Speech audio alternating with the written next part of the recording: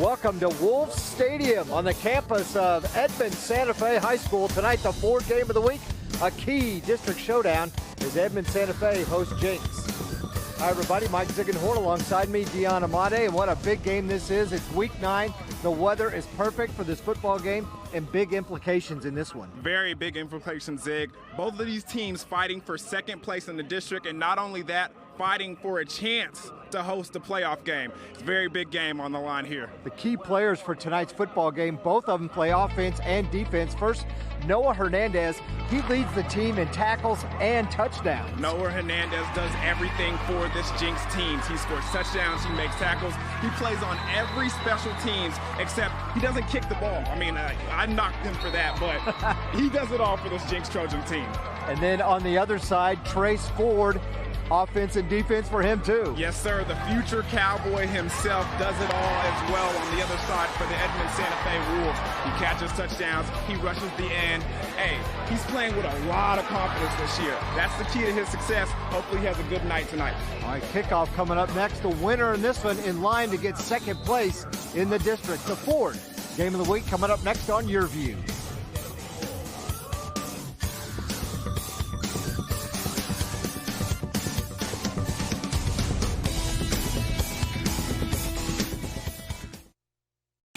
Game Time on YurView is brought to you by your Oklahoma Ford dealers, the best in Oklahoma.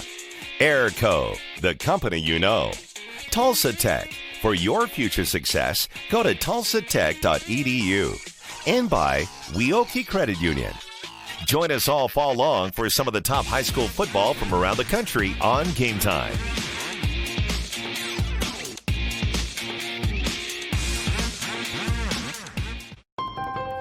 During Ford SUV season, find out why more people come back to Ford than any other brand. Here's a reason.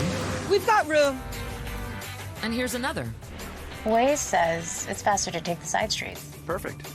And by the way, Ford has won more J.D. Power Initial Quality Awards than any other brand. During Ford SUV season, get 0% for 72 months plus $1,000 bonus cash on Escape, Edge, and Explorer. See your Oklahoma Ford dealer today. Weoki's new money certificate rates are incredible. Transfer money from another institution to a Weoki 35-month certificate and receive 3.05 APY. Yes, that's over 3%. And get a $100 cash bonus for new CD amounts of $100,000 and greater. Open your certificate with new money at Weoki and start earning incredible rates. Federally insured, rate and bonus are for new money only. Other terms and limitations apply. Contact Weoki for details. Welcome back to Wolves Stadium. It's the Ford game of the week on YurView. Mike Ziegenhorn, Deon Amade, and the rest of our crew here as we get set to kick off. What a great game we have for week number 9. And we talked about it in the open, the playoff implications in this one. Winner gets second, loser more than likely third. BA's already locked up the district with their big win on the same field last night.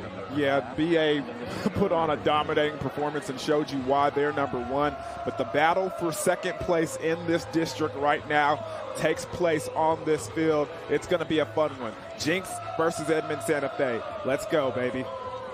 We are ready to go. Edmond Santa Fe did win the toss, so they're going to defer and will kick off. What are the keys in this one as the Trojans receive, Deon? All right, number 1, trick or treat. Why do I say that, Zig? Why do you? Because third down, you don't want to get tricked. You always want to have a treat. You got to stop them on third down, and you got to convert on third down on offense. Number 2, monstrous defense. No big plays. This offense for both teams can go the distance at any time. You got to play strong on defense. And number 3, scare up some special plays. And when I say special, I mean special teams, okay? You got to be sound. Edmond Santa Fe is known to pull some tricky stuff out of their bag on special teams. Jenks defense and special teams have to watch for that. Those are your keys for the game. Those were scary and tricky at the same time. You see what I did there? Yeah, see what I did there? That's good. Good job. Mike Davis hooking us up. You see the Trojans arm in arm as they get set to take the field. Jenks leads this series overall 8 wins to 0.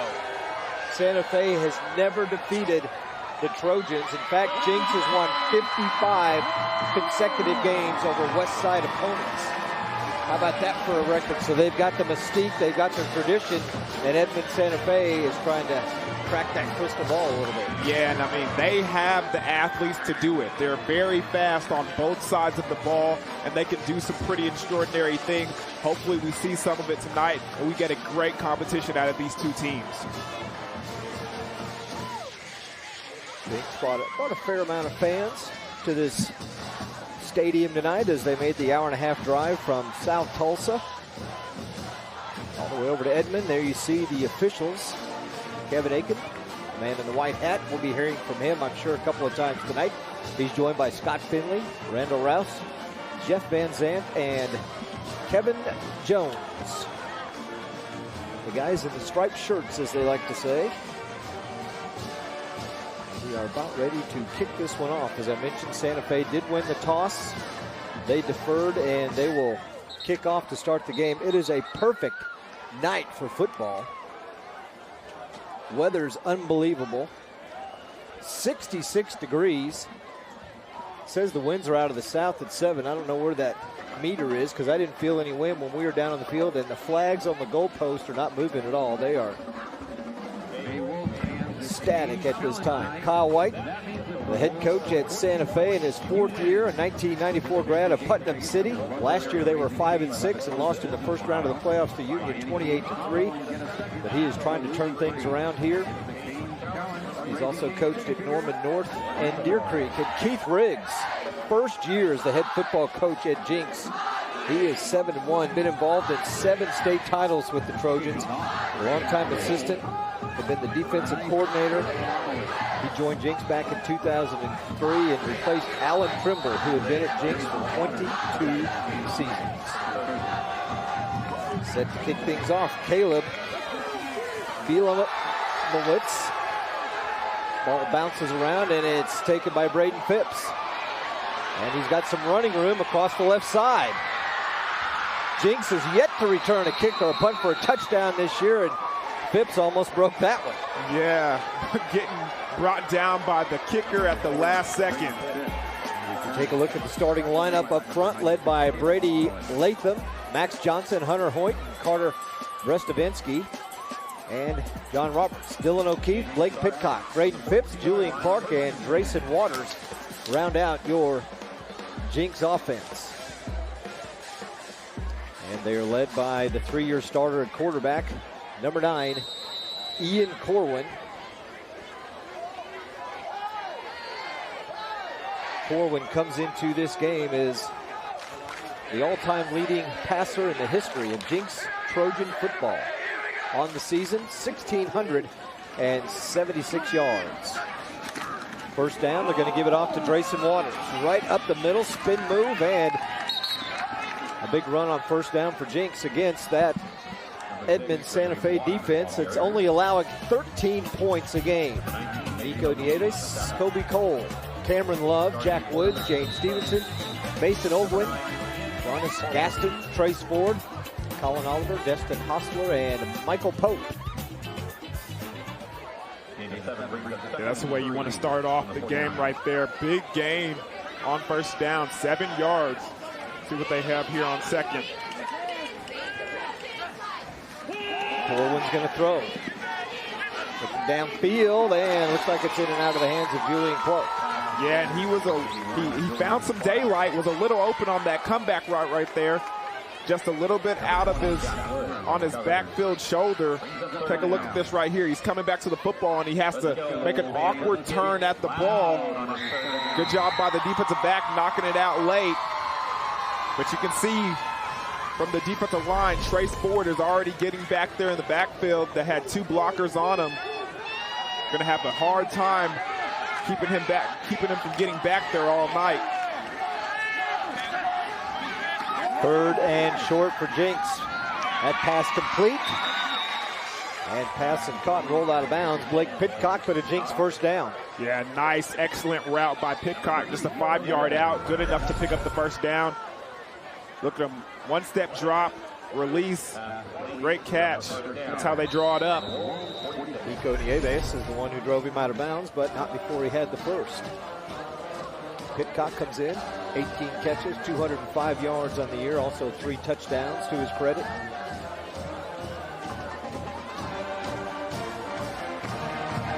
Both these teams 7-1 overall and 4-1 in district. They have both lost to Broken Arrow, who, as I mentioned, wrapped the district up last night with a big win on this field, 56-0, and that's Noah Hernandez on first down. That time, a good job by Edmond Santa Fe getting off their blocks and making a tackle for a short gain. 3 yards on the play. This is the way Jenks plays football, Dion. This is the way they've done it for years.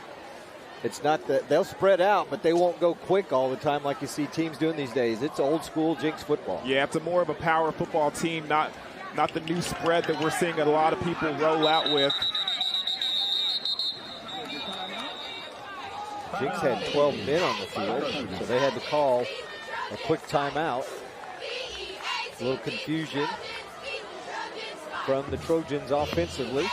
Yeah, it looked like they tried to get number 6 Waters off the field there late. They just decided to call a timeout before a flag was thrown. Hey, the next Ford game of the week, it's up to you to decide. Next Friday night, this is for the game on Friday, November 7th. Here's your options: Choctaw at Deer Creek, Edmond Santa Fe at Norman, or Carl Albert and Bishop McGuinness. Go to yourview.com Ford fan pick to cast your vote. Vote early, vote often. Voting ends this Monday at noon. And look for the results later on Monday at yourview.com. Game time next Friday, November 2nd is 7 o'clock. The game fans choose on the Ford Fan Pick Game of the Week, and you can watch it live right here on YurView, Cox Channel 3. Yeah, I heard that contest is coming down to the wire on that one. I think it's tight. 6 votes separate the second place getter and the first place getter right now. So Carl Albert McGuinness is ahead of Choctaw and Deer Creek, so you better start voting. It is senior night here in Santa Fe. Out of the timeout, 2nd and 7 for Jenks. Corwin hands it off to Hernandez. Still on his feet. How about this? Second week in a row, we've seen him 2 carries, and he's got a touchdown. Jenks is on the board first.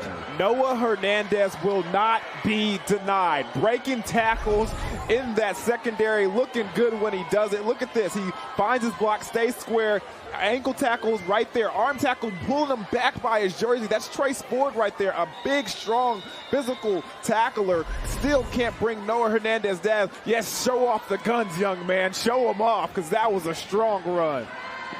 43-yard touchdown run. Barnard Dawn for the extra point. And it is good. Jenks is on top 7-0. 148 into this football game. Another look at it ground level. Look at him press the hole, and then once he gets a tackler coming into him, he dips that shoulder just a little bit and lowers that surface area so they can't really get a good grasp of him, and he has the speed to take it all the way. Quick drive for Jenks. Took 1:48. 5 plays, 148. Yeah. Who did we highlight before the game? I think it was Noah Hernandez. Right. Yeah, we also highlighted Trace Ford, who had him for a potential touchdown-saving tackle, and he broke away from it. So he had a hand of that jersey. Noah Hernandez would not go down, though. And here he is back on the field. Going to be on the kickoff team as well. Hernandez, 13th touchdown of the year. How about this stat, Dion? He leads Jenks in tackles because he's a starting linebacker with 45, and in touchdowns coming into this game he had a dozen. Now he's got a baker's dozen at 13. And we asked Coach Riggs before the game, when was the last time he had a Jenks player that led the team in tackles and touchdowns? Maybe you have to go back to Rocky Kalmus era back in the 90s to get somebody like that who led Jenks in that category. Yeah, they don't really make them like that anymore. Not many linebackers that double up as a running back. 5 plays, 58 yards, took him 1:48, and a 43-yard touchdown run, and that kickoff into the end zone and cannot be returned. Well, Santa Fe will get their chance to shine on offense. Callan Shetron, Caden Addicks, Evan Maples, Corey Spurgeon, Kincaid White, Ryan Denny, Trey Anderson, Diego Neves, Braden Reichert, and Tyler Travis. Reichert is one of their top receivers on this football team. They had to replace some seniors who graduated a year ago. But they're led by Cannon Hansen, who is also a 3-year starter like Ian Corwin. Look at that. 1,333 yards passing and 10 touchdowns for that senior. And off on first down against the Jenks defense, and nowhere to run on that play for Tyler Travis against the Jenks defense. Grayson O'Keefe, Trevion Sear, Matthew Minix, Jared Galley, James Pruitt, Noah Hernandez, Landis Morris, Wilcox, Braden Phipps, and Blake Pitcock. Second down and long as he lost a yard. Two receivers open in the flat. Pass is caught and driven out of bounds, and guess who it is? Trace Ford, number 1. Yes, sir. When we talked to Coach Riggs, he mentioned once Trace Ford enters the game offensively, you always have to know where he was. So much that the quarterback almost forgot that there was a receiver on the outside of him. He was focused on Trace Ford at the tight end position. And late he had to roll back out there, and he gets open and picks up a big second down play. 3rd and 2, it was a gain of 9. Handoff again goes to Tyler Travis, and he's got a first down. First down, but takes a hard hit. Ladies and gentlemen, that is enough for Edmond Santa Fe. Check out the replay. Good job over there on the outside. He finds the cutback lane, gets up there. Good job by the safety, number 33. Lindsey Morris coming up and making a strong tackle, but it's not before Edmond Santa Fe crosses that first down marker. From the 33. Cannon Hansen. Play fake. Pass complete. And that is an excellent throw by a high school quarterback, okay? Before the receiver even breaks and comes out of his break, he has the ball right on him. Look at him, still turning around, ball right in his lap. Good job by him completing the catch and getting the first down. Braden Reichert hauls it in. And another Santa Fe first down. Reichert, the team's leading receiver with 21 receptions on the year. Just one touchdown, though. Pass complete to number 20, Jack Woods. Good job. Jack Woods, also one of the top receivers. Yeah, good job by Jack Woods over there with the completion on the screen pass, but even better blocking on the outside by the receivers in front of him. Gain of 5, brings up second and 5 from the Wolves 48. They got 5 out of it. 2nd and 5 now for the Wolves.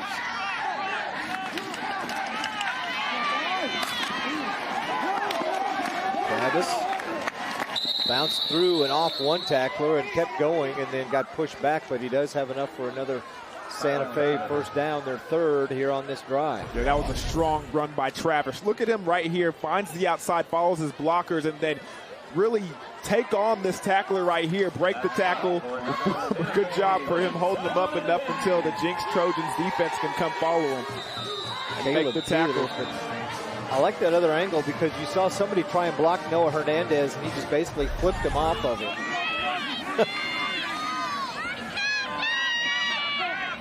First and 10 for Santa Fe. Jenks rushes just 3. Hansen wide open, and he had Travis, and that could have been another big game because nobody from Jenks was out there. He had a lot of daylight to run there, Zig. Think we would have been looking at another first down. Look at this right here. He's kind of trying to go downfield. Good coverage by the Jenks secondary, but so much grass in front of him. You can see it on the replay right there. So much green in front of him. Bring up a second and 10.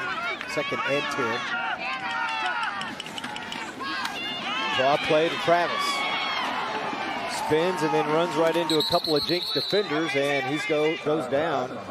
But he got about 4, and that'll bring up a 3rd and long. And it looked like a great play design. You could see all the Jenks defensive line run right past Travis right here. But good job by the linebackers and the safeties coming up and making the tackle.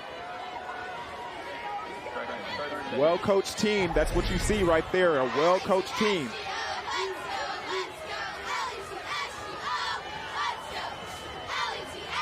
Three by one, tight end right there. Look for them to go over here to trace forward. Jenks on the blitz. Hanson's pass picked off, but it's going to be out of bounds. So incomplete as he was under heavy pressure.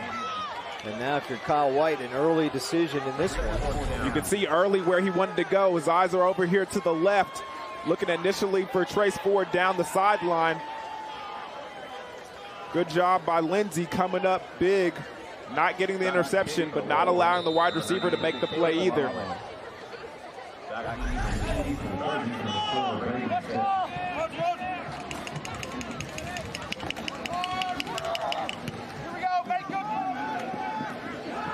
Punt is going to bounce into the end zone.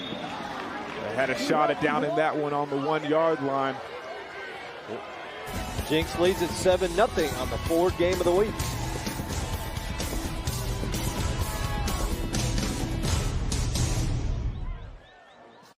Game Time Keys to the Game are brought to you by Tulsa Tech. For your future success, go to tulsatech.edu.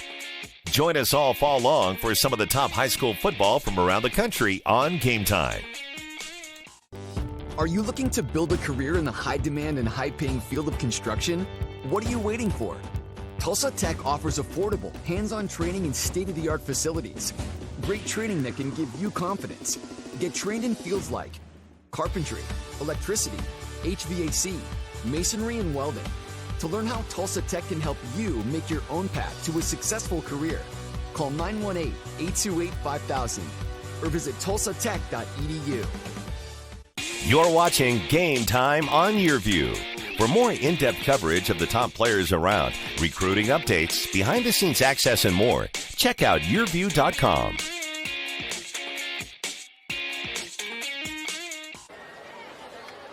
And we're back in Santa Fe. We have a holding call against Jenks on the first down play, so you didn't miss anything. So they're going to back them up 10 yards. It was an incomplete pass, which was nullified by the holding penalty, so it backs the Trojans up inside their own 10-yard line. And I imagine that's not going to be the last holding call we're going to see tonight, especially with the speed of this defensive line from Edmond Santa Fe.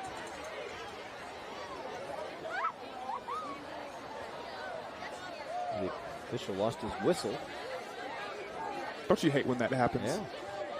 Got to get hooked back up. He's ready to go. Never forget your whistle, guys. Watch out. Might have some of those little rubber pellets in there.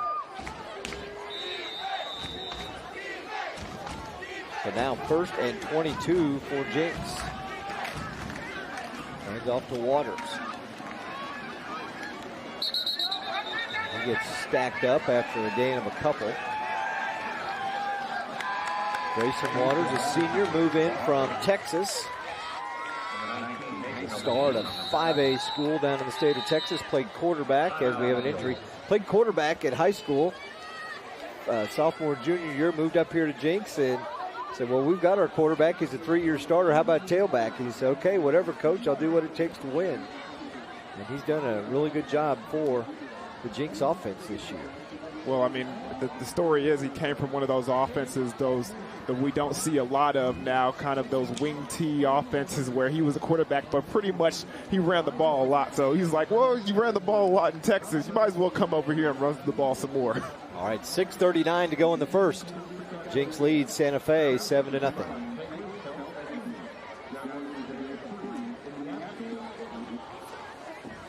And the injured player is up, and we'll get some help to come off the field. Looks like it's number 18, Colin Oliver. Big senior night here tonight too, Dion. They had them lined up all over the field, didn't they? Yes, they sure did. A big senior class for these Edmond Santa Fe Wolves. Looks like a Jenks last week, coaching 27 seniors on their senior night as they won big over Norman, 42-20.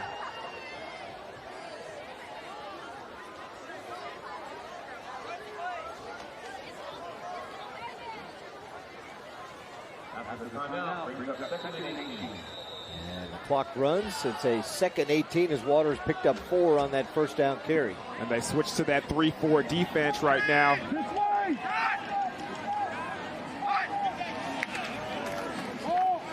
Corwin has Julian Clark. Goes across the 20 and bounced out of bounds. And that's a nice tackle over there on the outside. Trying to see the number. It looks like it's number 20, Jack Woods. Look at this right here. Just a 10-yard out. Sees the defender and flips it over on the top. Takes out those legs. Still, though, great job picking up a good chunk of yards and making it a manageable third down. You're looking at a 3rd and 8 right now. See what they dial up here. Looks like they got bunch receivers to the boundary side of the field. Got man coverage up top. Look for them to attack that wide side. See how far they got the split out wide.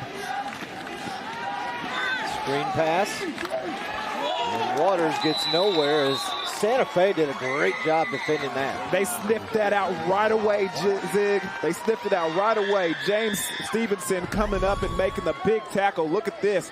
They swing out the wide receiver. As soon as they see it, coming from his defensive, the safety position, making the big tackle. Junius Gaston was the one who pulled him down, number 23. 45 tackles. One of the leading tacklers on this Santa Fe team.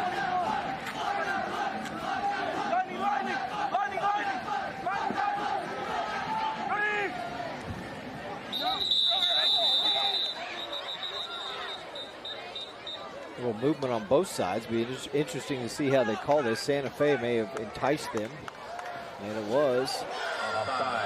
So it's still 4th down. Not enough for a first down for Jenks. Dead ball, encroachment on the defense, remains 4th down.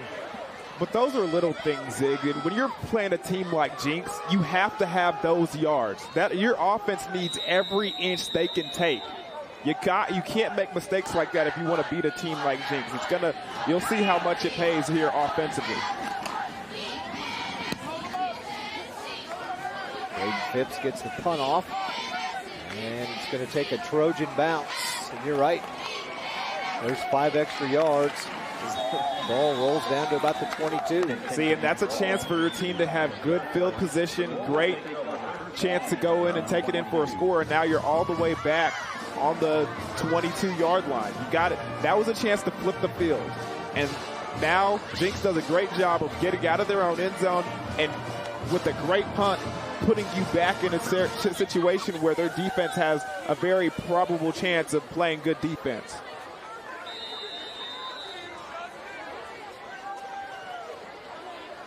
Cannon Hansen will lead the Santa Fe offense for the 2nd time in this quarter. They crossed midfield, got near the 40, and their offense stalled out, so they had to punt it. The defense did the job and held Jenks to a 3 and out. And now on first down, Tyler Travis. Maybe picks up 2. And although that was only 2 yards, it was a tough 2 yards. It was a tough 2 yards, and it was a great vision by Travis, seeing the cutback lane and attacking it early, because all those Jenks Trojans had the outside contained and they had the angle on them. So a good job by him seeing that early, getting the cutback lane and just taking what he can get. 988 yards rushing coming into this contest. Hansen again, out flat area and upfield, incomplete. That'll bring up 3rd and long for the Wolves. And you can see that Jenks Trojan defense roll to cover 3. They showed it early, but still it was enough for them to sneak it out. You can see the safety was over the top. Good job by the outside linebacker coming out and picking up that 5-yard out. And it's incomplete pass. Intended for Caden Atticus, junior, tight end. And Bill Cox was there. He also doubles up as a running back. Hansen under pressure, gets away, has a man wide open and overthrows him, but avoids a huge loss, and Santa Fe is going to have to punt. Although they got to punt the football, it was a good job by Hansen breaking some tackles and just trying to get the ball out of his hands so he's not back there in the end zone. Ernest Grayson is the one who ran him down and almost sacked him and got away from him. Just unloaded him.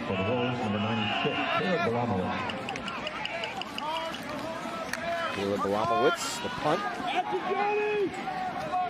Well away from Braden Phipps. It takes a little bit of a jinx roll right at about the 41-yard line.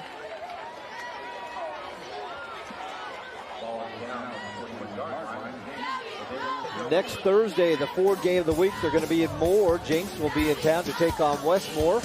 Game time Thursday at 7 o'clock on YurView. Edmond Memorial in Broken Arrow. That was last night, of course. But next week, it's Jenks and Westmore. Dion and Steve Marshall, you'll be calling that one, won't you? Yes, can't wait to see those Jaguars get after it again.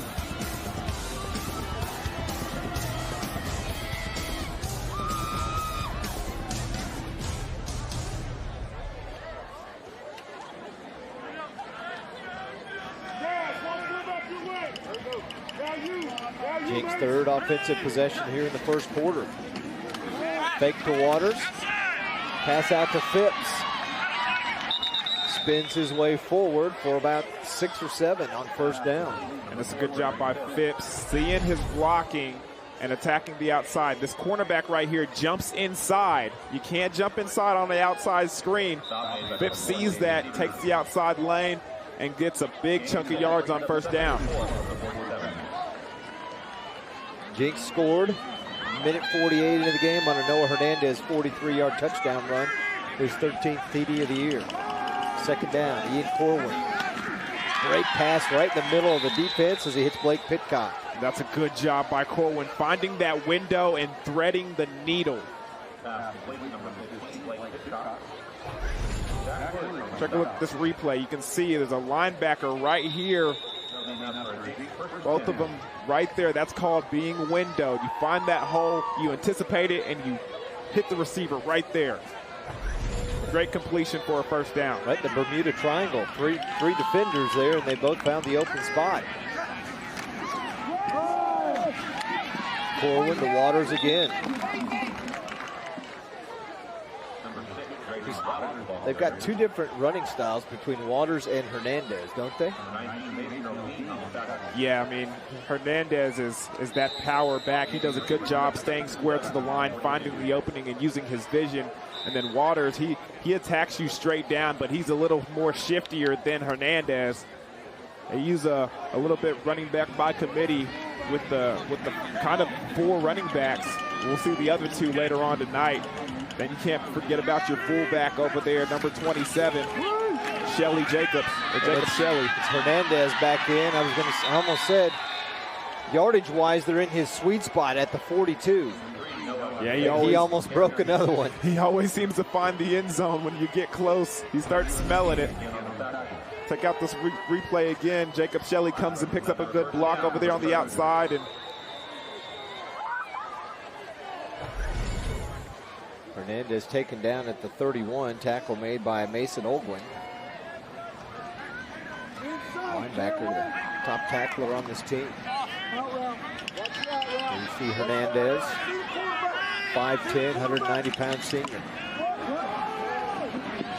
He's open, out in the flat. Corwin looks at him and hits it. Everybody covered. Good defense by the Santa Fe secondary. Yeah, very good defense by the secondary. And I think Jenks' offensive line might have got away with the holding call. You can see Trace Ford right here. I think they let go just in time before the ref can actually decide that it's a hold. And he's able to make an elusive play back there, Corwin is, and then find Hernandez. Junior Max Johnson, number 72. It's only holding if they throw the flag. Corwin again, a hitch and go, and pass is caught, perfectly placed, right down at about the 3-yard line and pulled in by Braden Phipps. That's an excellent 7 route by Phipps over there. Kind of one of those cover 4 beaters, okay? You're going to see a 5-yard out by the outside receiver. No, it's the outside receiver, and then Phipps on the inside from his slot position runs a nice little corner route. Hits him right over the shoulder. Excellent pass and catch. 25-yard gain down inside the 5. Jenks knocking on the door again. Phipps over 400 yards in receiving now in the year.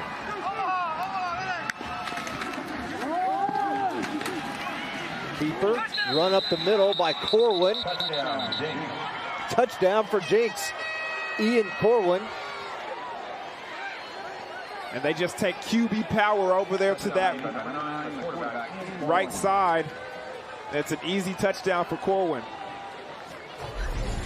Take a look at the replay. Hernandez leading the way. They have a puller coming from the left side. He breaks a couple of tackles and reaches the ball over the goal line for the Jenks Trojan touchdown. That puller 62, Brady Latham, 6'5", 285. And you're getting out of the way of that, aren't you? He's committed to go to Arkansas next year, and you can see why. PAT is good, and Jenks strikes again. 14-0 now, Trojans. And again, it's like our key said, this team needs to figure out a way to get off the field on third down.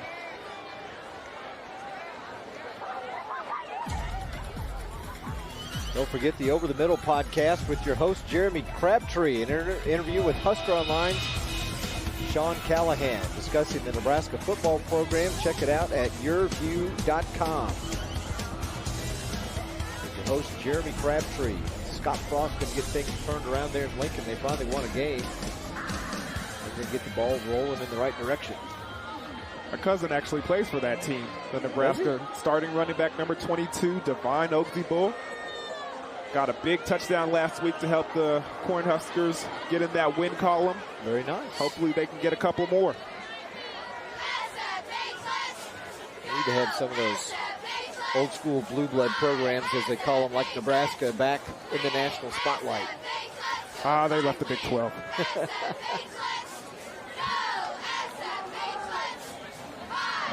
Should never have left. They didn't like your buddies in Texas, did they? I guess not.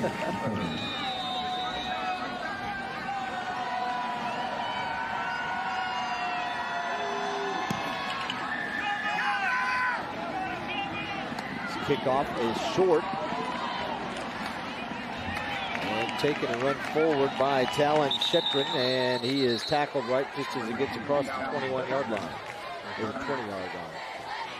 How about the scoring drive, Dion? A nice drive by the Jenks offense. Yeah, kind of prototypical, that Jenks Trojan drive. You see that pitch over there to the left side. Hernandez takes it for a first down, and then that big corner route over there by Phipps, making the great completion, and then Corwin finished it off with the quarterback power up to the right side and into the end zone. 6 plays, 59 yards as they put it in the end zone and go up 14-0. Now this Edmond Santa Fe offense needs to put together a couple first downs and try and get the ball down the field, at least to Jenks Trojan territory. Hand off. Goes to Travis. No, not to Travis that time. Looked like it was number 29. Ethan Heisch. Santa Fe, Dion, defensively, giving up 13 points a game. Only one team this year has scored more than 14 on it. That was Broken Arrow, who beat them 35-7. Everybody else has scored 14 or less.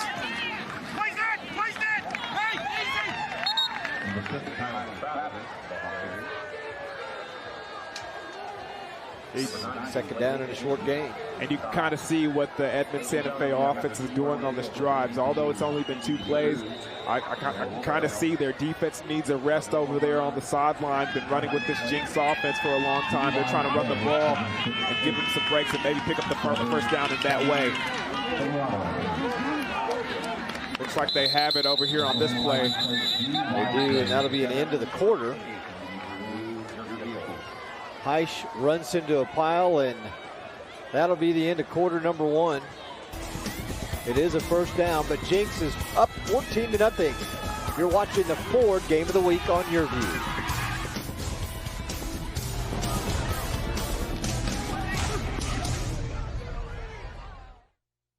Look, if you're not the lead dog, the scenery never changes. That's why this is the view for every other full-size pickup. And this year, it's deja vu all over again. Because only the Ford F-150 gives you best-in-class torque, best-in-class payload, and you got it, baby, best-in-class towing. This is the big dog. This is the Ford F-150. It doesn't just raise the bar, pal. It is the bar. Now get 0% financing for 60 months plus $4,250 cash back on a new F-150 at your Oklahoma Ford dealer today. Weoki's new money certificate rates are incredible. Transfer money from another institution to a Weoki 35-month certificate and receive 3.05 APY. Yes, that's over 3%. And get a $100 cash bonus for new CD amounts of $100,000 and greater. Open your certificate with new money at Weoki and start earning incredible rates. Federally insured, rate and bonus are for new money only. Other terms and limitations apply. Contact Weoki for details. Winter's just around the corner, so it's a great time to replace your furnace before you need it most. A planned replacement can save you thousands of dollars while improving the comfort and efficiency of your home. Don't get caught in the cold. Call Airco Service today. The company you know. No one thinks about their water heater until it fails. At that point, you have a huge mess on your hands with water damage everywhere. A planned water heater replacement can save you a lot of trouble. Right now, you can save big on a new high-efficiency water heater. Call Airco Service. The company you know. We're back at Wolf Stadium on this beautiful fall Friday night, the final Friday in October, week 9 of the high school season. Only 1 week left of the regular season. Jenks ahead of Santa Fe, 14-0. First down. Cannon Hansen nearly picked off by Braden Phipps as it's tipped away. And the winner of this one will lock up second place in the district. Loser most likely third, as Broken Arrow has already locked up the district title. And take a look at this. Nice pass, but good defense. Yeah, you know how the saying is, if you're even, you're leaving right there. Well, I mean, Phipps was not about to play by those rules. He does a good job defensively of pressing the receiver towards the sideline and then making a play on the ball at its highest point. Second down. Flag comes flying in. You heard somebody yelling face mask. I think that was from the Edmond Santa Fe sideline. And all of a sudden you see a flag come flying out, and I think Jenks did pull the face mask that time of Ethan Heisch. Got a personal foul, face mask. Results in a first down. Personal foul, face mask on the defense. 15 yards, results in a first down. Big penalty against Jenks, and helpful to Santa Fe. Take another look at it inside here. Yeah, you can see there's one face mask. The defensive end trying to get off his block and then just reach out and just grab a piece of cloth on the ball carrier, and he ends up grabbing the face mask. Ernest Grayson, the guilty party. Hansen again. Overthrows his intended receiver, Braden Reichert. And it seems like that one just got away from Henson just a little bit there. Good job on the hard count, though. Kind of hesitating the defensive line for Jenks and giving them enough time to get that pass off.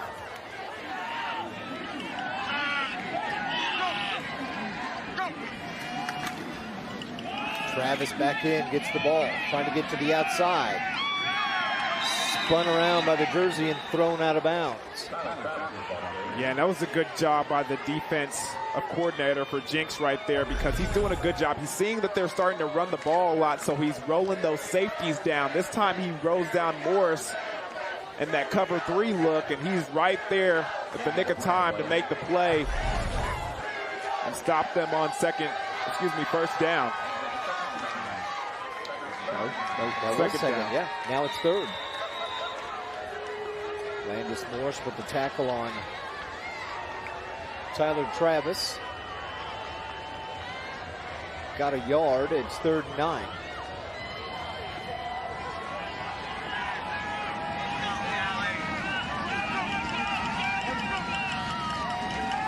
Hansen again under pressure. Rolls out, and this time he's sacked. In the backfield, Tristan Quillen. Yes, they do it again. Cover 3, rolling down the safeties. And this time they send an outside blitzer with the linebacker. They send more than one. It's 2. Running back picks up the inside blitzer, but number 2, Tristan, does not get picked up, and he makes the sack. Just a fingertip tackle over there. Henson almost got away from him. Loss of 15 for Hanson and the Santa Fe offense. Tristan Quillen was in the backfield.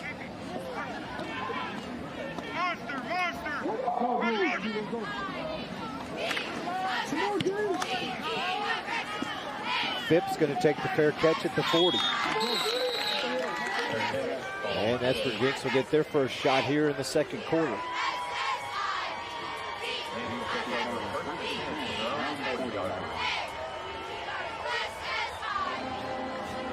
Take a look at what Braden Phipps has done on the year. And that big 25-yard catch earlier, and part of that drive too. He had a nice 6 or 7-yard catch to get the drive started, but that 25-yarder just perfectly placed by Ian Corwin right at about the 4-yard line going out of bounds. It's always a hard route to defend as a safety. And when you throw it like that, it's even harder. Corwin on first down. And that pass is complete to Julian Clark. It's a good job by Clark getting open late. Getting open early, because they had set some blitzers up in that B gap. Corwin took a hit after he threw the ball, but not enough to knock him to the ground. See Clark on the season coming into this game, 5 touchdowns and nearly 600 yards receiving.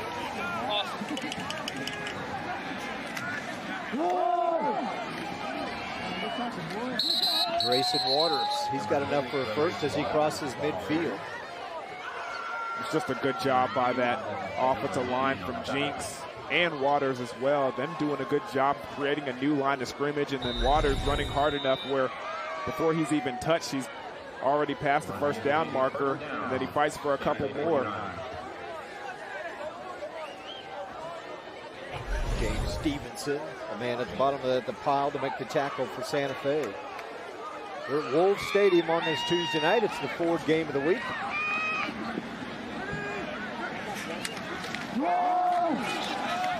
Waters trying to get outside, nowhere for him to go. And that is a great, great play over there on the outside by the linebacker, number 19, Mason Olgan, doing a good job on the outside, fighting off blockers. Look at this one more time. They send the receiver in motion so he can block the end over here and create a nice little outside gap. But he gets through right here and makes a great tackle. Nice solo tackle at that. Mason Olguin again coming up from his linebacker spot.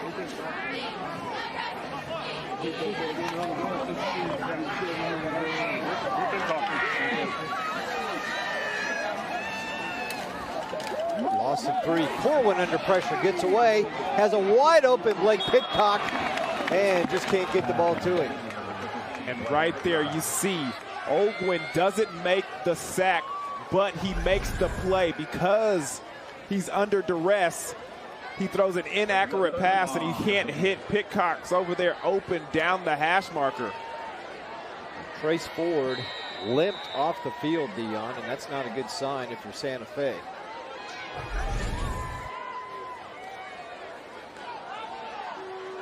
Yeah, they already have one of their starting defensive ends, number 18, Colin Oliver, that came off the field a little early.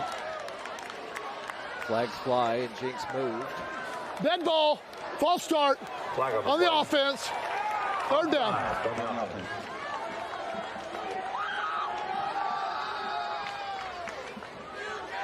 We take a look at Keith Riggs, part of this successful Jenks program. Joined him in 2003 and definitely has a long history with Alan Trimble and all the success that Jenks has had over the years. Coach Trimble still actively involved in things as much as he can be.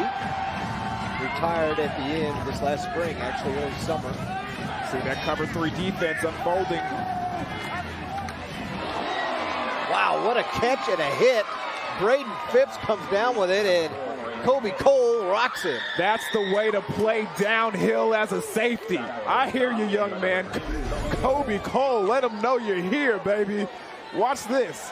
Good job by Phipps hanging on to the ball, but just a nice, solid tackle. Wow, great play from both players. And it looks like Jenks is going to go for it on 4th down. 4th and about 2. With the 41, they got to get to the 39. These linebackers have to come up here. They have to come up. Hernandez. And it looks like they have enough for the stop. It looks like they got back there. And then a flag comes flying in late.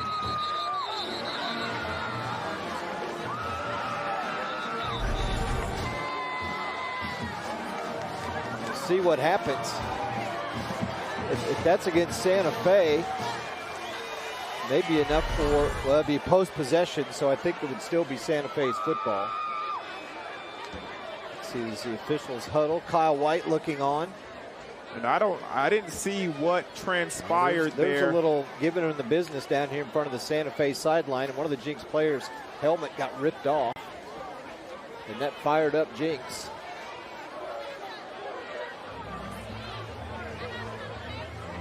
But even though whatever happens after the fact and whatever happens after this conversation with the referees, that was a great play by this Edmond Santa Fe defense. For them to fight off blockers and get in the backfield and stop them from converting on that 4th down, that was a big play, could be a big momentum grabber for them. But we got to wait and sit and see what happens here between this little conference call between all the referees. But the thing you got to consider too, Deon, this is taking some of the air out of that stop, and then if it's against Santa Fe, you lose 15 yards. Either way, if they keep the ball and lose 15 or Jenks keeps it. The line to gain was not made. Out.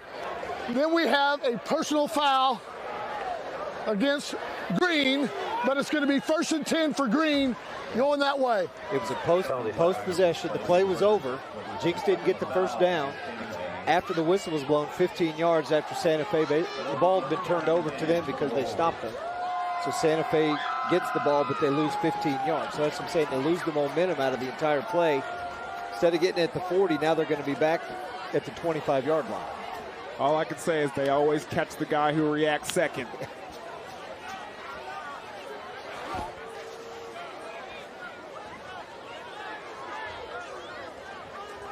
So the officials huddling together to call it correctly and move the ball. Actually, they're going to mark it right about the 26. So Santa Fe, nice job defensively to get the stop. Dead ball. The line to gain was not made, but then we had a dead ball personal foul on Green. So it's 1st and 10 for Green after the 15-yard penalty. 1st and 10 for Green. So Edmond Santa Fe gets the ball back, but they give up that great field position that they were looking at here. Let's see what this offense can pull out of their hat.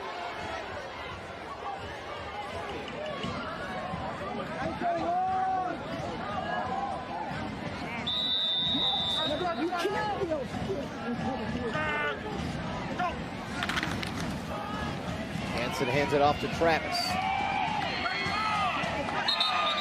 He spins forward, picks up about 3. Early in this half, Travis has been running very hard for these Wolves. Just a junior.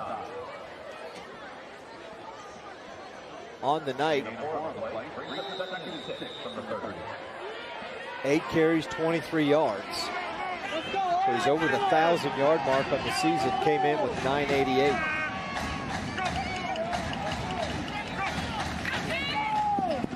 Hand it to him again. And nowhere for him to go. Santa Fe 2 on the season, Leon. Their offense has been lighting it up, averaging 33 points a game. Yeah, they've been doing well on through the air, passing the ball very effectively. This second quarter, they've really stuck to the run, though. Let's see what they do here on 3rd down. Hansen goes deep, and too far for the intended receiver, Reichert. Reichert had a beat on the cornerback over there on the outside. Just a simple a skinny post route, staying away from that safety. But Hansen just throws it a little too far.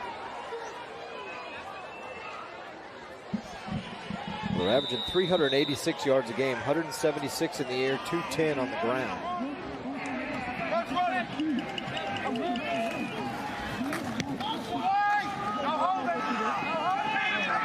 Nice punt.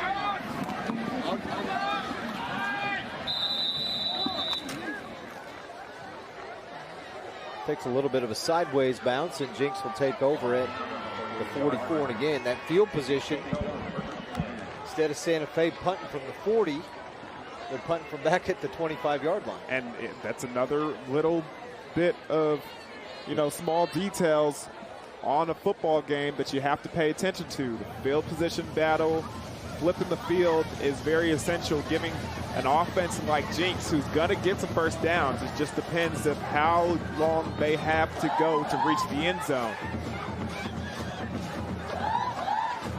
Look at the wide splits of these two receivers at the top of your screen right here. Anticipate something going to that side over there. Corwin hands it off to Grayson Waters.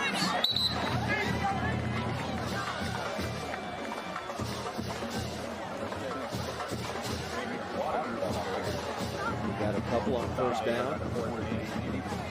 Santa Fe defense probably as fast as any of the top 6A defenses in the state. Yeah, they got a lot of speed, especially from the defensive end position. Their linebackers run sideline to sideline very well with the best of them.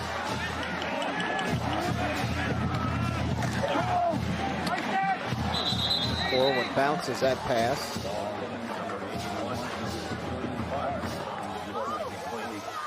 As the defense in front from Santa Fe kind of blew that one up at the line of scrimmage, didn't they? Boy, did they. They had a couple of those Jenks Trojans in the backfield.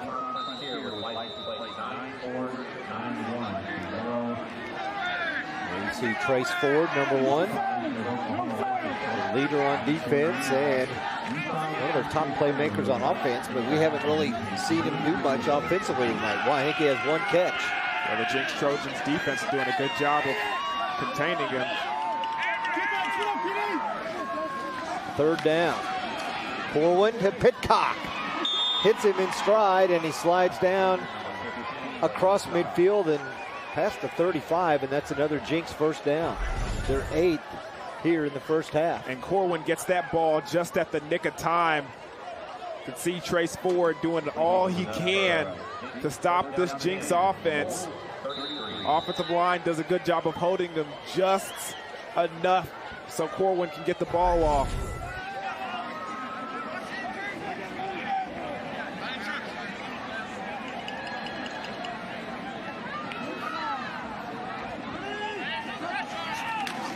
Corwin on first down, has time and protection, almost picked off, and then I don't think Julian Clark thought he was going to even have a shot at it. Went right by him too, didn't it? Yes, it sure did. Good job, good effort by both of those guys over there. Check out the replay over here. Just a nice post route, and the safety comes in late. Ian Corwin doesn't see him come from the other side, but it's just a little too high. Colby Cole tipped it enough and upset the rhythm of Clark. And I tell you one thing. Corwin hits Clark out in the flat that time, and he's got the first down. And you can see they're spacing out those wide receivers so they can get the linebackers to come outside of the box. Once they don't do that, they stay in to protect the run. They're hitting those screen passes to the outside and taking advantage of the yards that Edmond Santa Fe is giving them. But the battle that you really need to watch is on the outside over here on your right side. Left side of the Jenks offense, you got 2 D1 athletes going at it with Trace Ford and then number 62 over there, the outside. Brady Latham. Brady Latham, the Arkansas commit. Both of these guys are really taking it to each other, and it's fun to watch that matchup as the game goes along.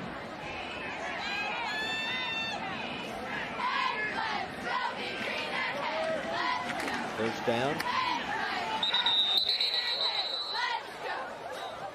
Waters again on the handoff, nothing up the middle. You can see why this Santa Fe defense is so solid in what they've done all year long, just averaging, giving up 13 points a game. Yeah, they're doing a great job tonight as well. They just need to get off the field on third down. If they can do that, they'll be playing even better and be sitting on the sideline drinking some Gatorade. But right now, Jenks has been able to convert every time they've seen that 3-down marker come up.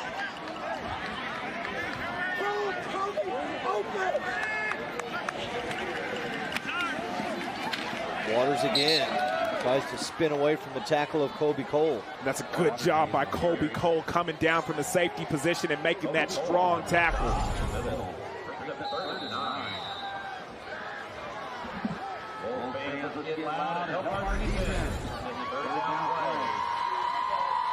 Third and 8. Deion's headed to the sidelines for halftime. Don't forget the Giga Blast halftime show. And we'll have the Ryoki kick for cash, stats, highlights, and much more. Corwin hits Pitcock again. He's going to be shy of the first down. Jenks needs to get to the 14. They're right at the 15-yard line.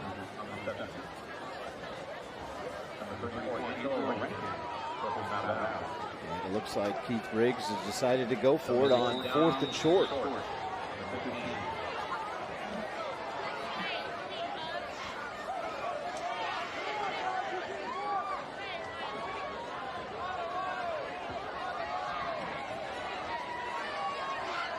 On the year, the Jenks offense averaging better than 36 points a game. Corwin's going to keep. He's got the first down. Actually, that's Waters. No, it is Corwin, 9. He's got the first down inside the 10 to about the 7.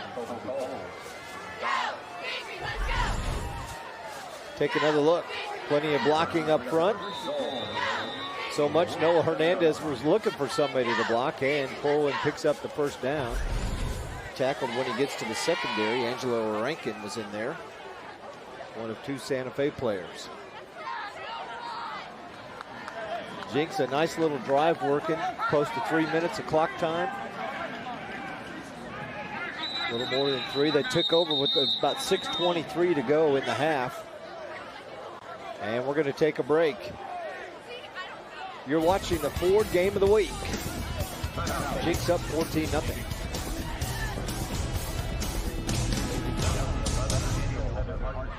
You're watching Game Time on YurView.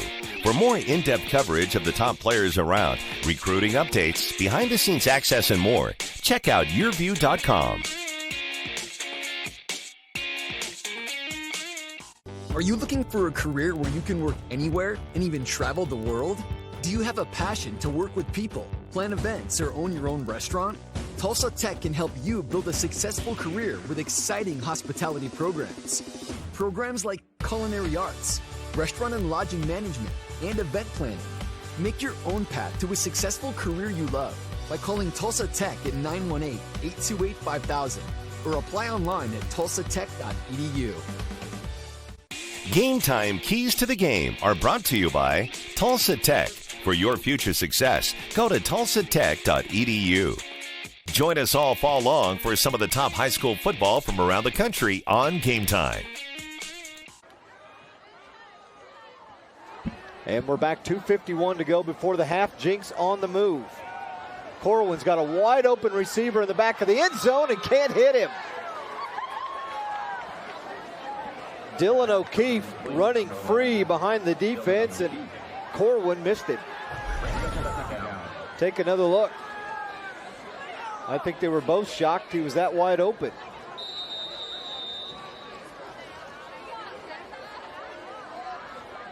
Just out of the reach of his fingertips. That'll bring up a second down and 7.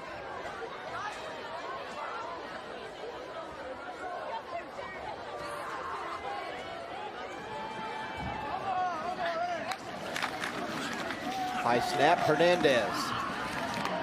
Noah Hernandez, second touchdown of the night. This one from 7 yards out. Jenks now up 20-0, 2:41 to go in the first.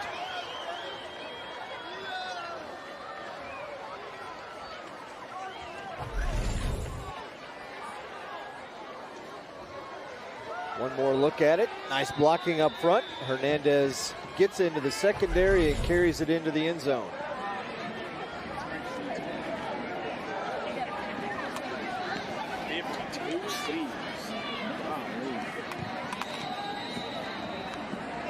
And the extra point is good. Barnard's PAT is good, and it's 21-0 Jenks now with 2:41 to go. His second touchdown of the night, number 14 on the season for Noah Hernandez, and one more look at it.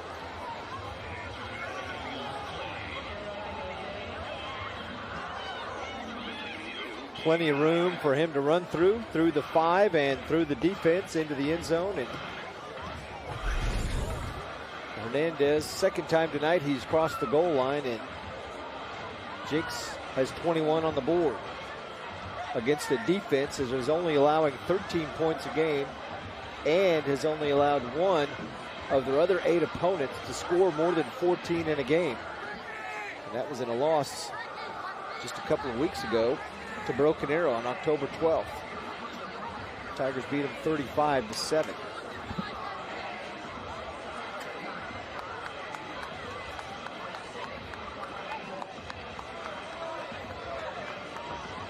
So 2:41 to go in the half. Jenks ate up almost 6 minutes of clock time on that drive.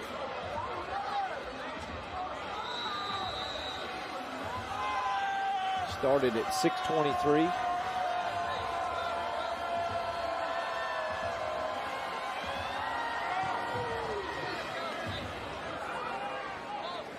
Kick is deep, taken at about the 2-yard line. Nice cut. Up to the 40-yard line as Nico Nieves makes a nice move and gets some positive yards. One more look at it, Dion. And that's very important because now you're getting ready to set up the 2-minute drive over here. So now with great field position, they have a lot of time to attack down the field and get some points before going into halftime. Well, he almost dropped the ball at the goal line, got settled, and then right there makes a nice move, cuts behind his blocking, and heads up field. Grayson Waters is the one who tackled him. Cannon Hansen on first down, hands it off to Tyler. Not a whole lot of running room, is there? Not at all. Defensive line from Jenks is doing a good job of getting off blockers and making tackles. Tackle made by number 90, Blake Isham. Santa Fe does have all 3 of their timeouts left. 10 from the 41. Jenks has 2 as they took one in the first quarter. Wait like this. So, you're right. Hansen back to throw, and a flag comes flying in. Going to have a pass interference against Jenks. Yeah, and that one was right in front of me, Zig. That was clearly a holding. He did a good job of trying to hide it. He was very close on the defender, but you can see him tugging on that jersey back there. On the defense, 15 yards, results in a first down.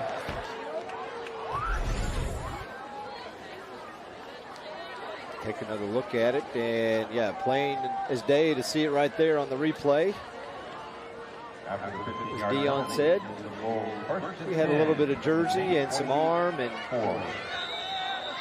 he started to get up at the end of the replay and give it an incomplete, and then he saw the flag flying in and changed his mind.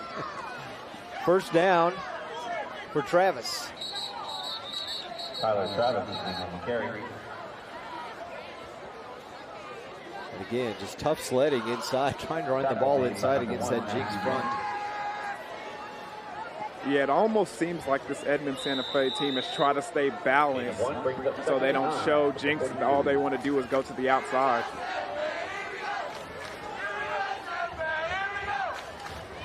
Clock continues to wind. Minute and a half to go in the first.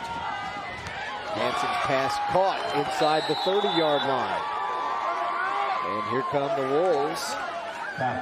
Talon Shetrick, freshman. That's enough for Santa Fe. Push down 10.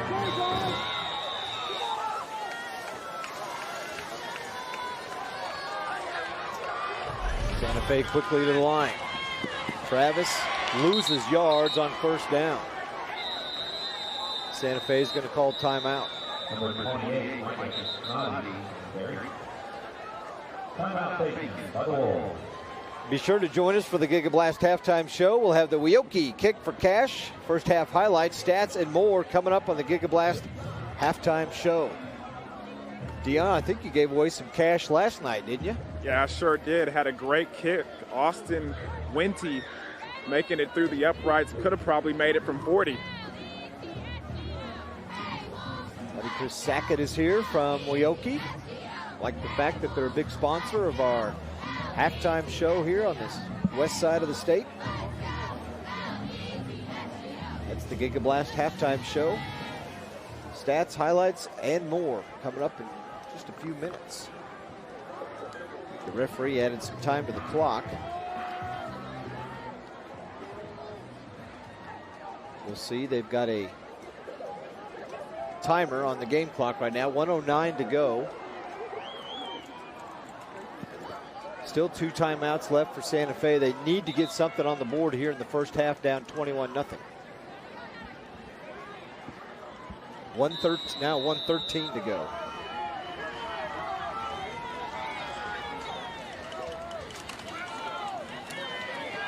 Hansen gives it off to Ethan Heisch.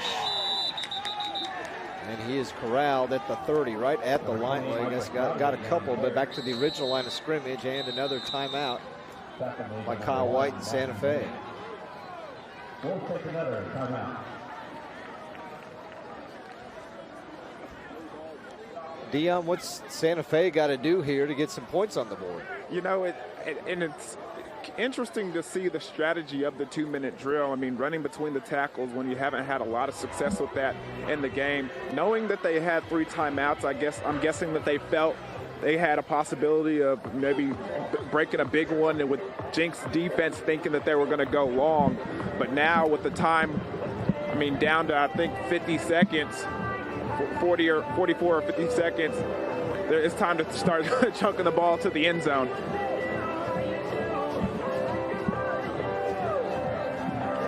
Third and long right now.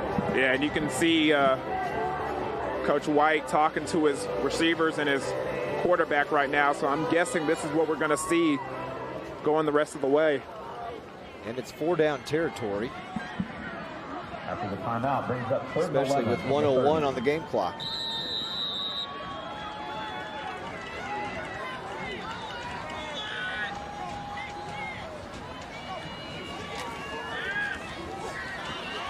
Hansen throws it, and nobody out there, incomplete. The only ones that were there were 3 Jenks defenders. What happened to the receiver, Dion? Did he got completely pushed out of bounds and almost dove into my knees. That's what happened to him, Zig. I'm curious where the flag is. I mean, there he is right there. Wow. Yeah, nice jump, Dion. Very nice. You see, I still got a couple athletic abilities in my leg real quick. That might be our play of the night. Every now and then I get up there. And Santa Fe burns their final timeout. Kyle Waits talking to the referee about how do you not call that? And he's like, not my call. They are completely upset over here on the sideline, Zig. You could even see Trace Ford over here pleading his case. And there you go. There's the flag from the referees. They're going to have what? Personal foul, unsportsmanlike against Santa Fe. Chewing on the referee too much. Dion, you had a nice move. You're going to have to see it at some point. That speed and quickness. You see me, Zig? Yes. I'm not going to confirm or deny that my hamstring is a little tight right now, but you know. It's hard to tell when he got pushed because, and I may be wrong, I'm going to have to check with my high school, and you might check with the referees if you get a chance, but there's no pass interference in high school unless the ball's in the air. So if he got shoved before the ball was thrown, then there's not pass interference. I don't know. I think about 5 yards past down the field, if you're pushing and you're making contact, I think it's a personal foul. And seeing from that angle, it looked like the ball was in the air when he got pushed. So it is a 15-yard unsportsmanlike penalty against Santa Fe's sideline. Moves him back to the 45. Jenks might have gotten away with one right there. Wow. Dion was lucky that he didn't take a tumble. Unsportsmanlike conduct on Green. 4th down. Now it looks like Edmond Santa Fe is going to be forced to punt the football here.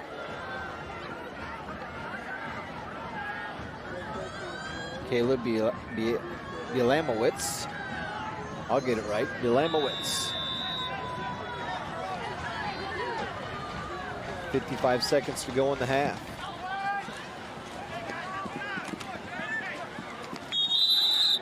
Grayson Waters takes it.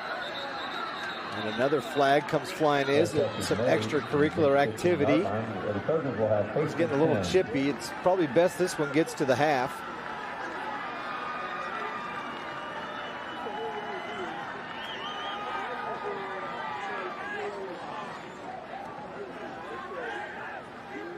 Again, the officials huddled up again. 49 seconds to go in this first half.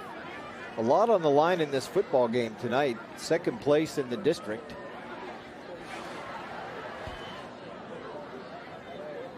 The winner of this will get home field in round 1 of the playoffs in the 6A1.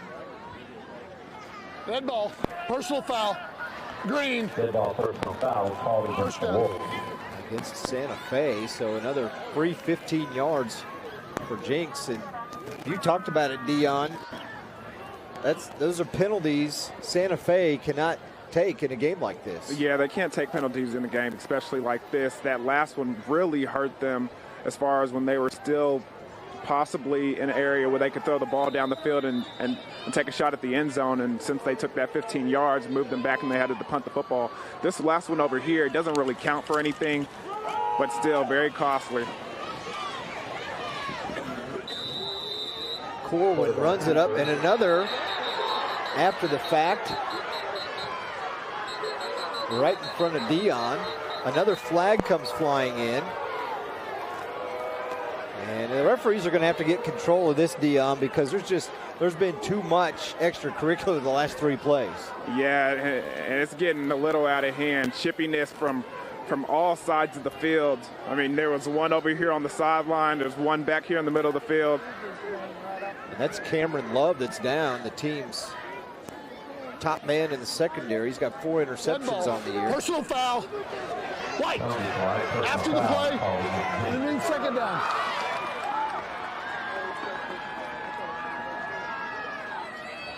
Kind of surprised. I know Keith Riggs wants to put points on the board, but I think at some point with 44 seconds left, Dion, correct me if I'm wrong, you may just want to run out the clock and get out of here. Go to the locker room and let everybody cool down a little bit. I saw the coaches request that the ball be put in the middle of the field. I anticipated they were just going to take a couple of knees and take this one into halftime. And Cameron Love does come out as Jenks gets ready to snap the ball again. Don't forget the Over the Middle podcast. Nebraska fans have seen it before. A new coach arrives in Lincoln full of promise. The Huskers are sure to turn things around on the field and the recruiting trail. The same is true with Scott Frost, the former Husker quarterback. This time it feels different. Jeremy's joined by Sean Callahan of Husker Online to talk about why things would work out this time. Jeremy also previews the big high school football matchups this week on YurView Omaha and YurView Oklahoma. That's Over the Middle podcast. I think Keith Riggs was listening to our broadcast as Ian Corwin takes a knee.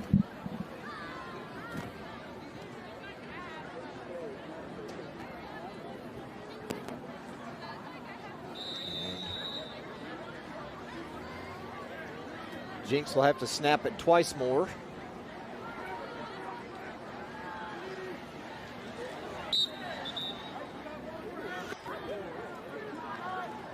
Nope, just once more. That's it. That'll be the end of the first half. Jenks will take a 21-0 lead into the locker room as the half will come to an end. got a little chippy there in the last minute and a half. The Jenks on top and both sides. A little chippy with each other, and the officials going to have to get control of things as we head to half number 2. Jenks comes in here on this Friday night flexing their muscles. And Dion Amade is with Coach Riggs. Coach, especially facing a tough defense like you are, good performance in the first half. What do you think?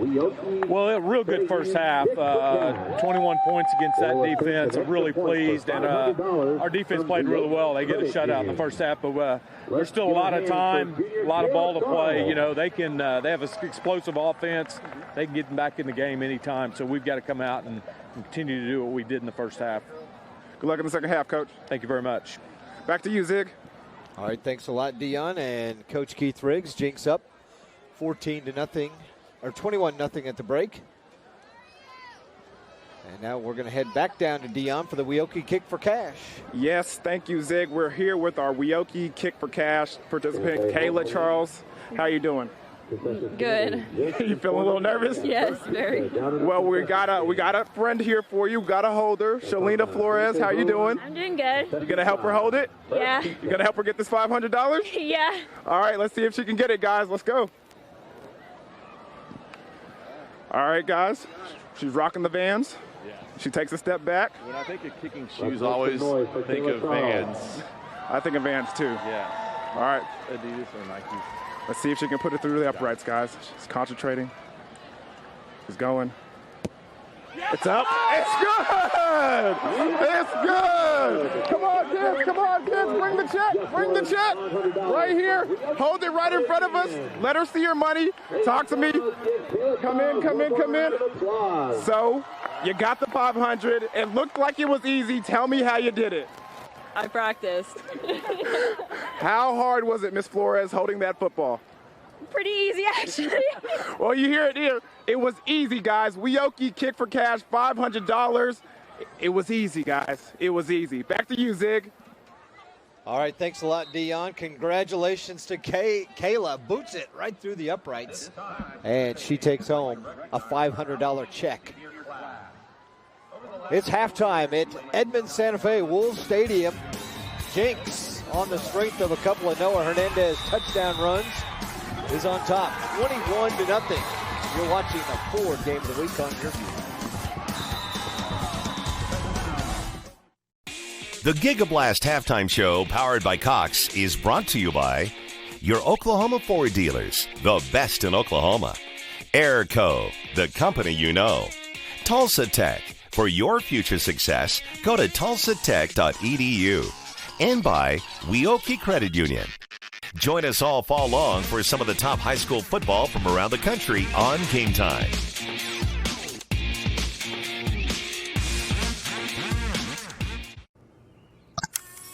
Good morning, Bella. Good morning. Are you ready? Yeah. 5 little monkeys. Yay, Bella! Hold still. Almost done. Oh, Bella, I really love playing with you. Thanks, Grandma. I really like our visits. Whatever tech tomorrow dreams up, you'll be ready with GigaBlast. Future speed internet is here from Cox. During Ford SUV season, find out why more people come back to Ford than any other brand. Here's a reason. We've got room. And here's another. Waze says it's faster to take the side streets. Perfect. And by the way, Ford has won more J.D. Power Initial Quality Awards than any other brand. During Ford SUV season, get 0% for 72 months plus $1,000 bonus cash on Escape, Edge, and Explorer. See your Oklahoma Ford dealer today. Hey, high school football fans, you want your school to get that VIP treatment? Here's your chance. You choose which game will be the Ford Game of the Week, November 2nd. Here are your choices. Carl Albert at McGinnis, Edmond Santa Fe at Norman, or Choctaw at Deer Creek. To vote, go to yourview.com/FordFanPick. Vote early, vote often, and tell your friends. You vote, you decide. Winners will be announced on October 31st. For more information and the best in high school football, go to yourview.com. You're watching Game Time on YurView. For more in-depth coverage of the top players around, recruiting updates, behind-the-scenes access, and more, check out YurView.com.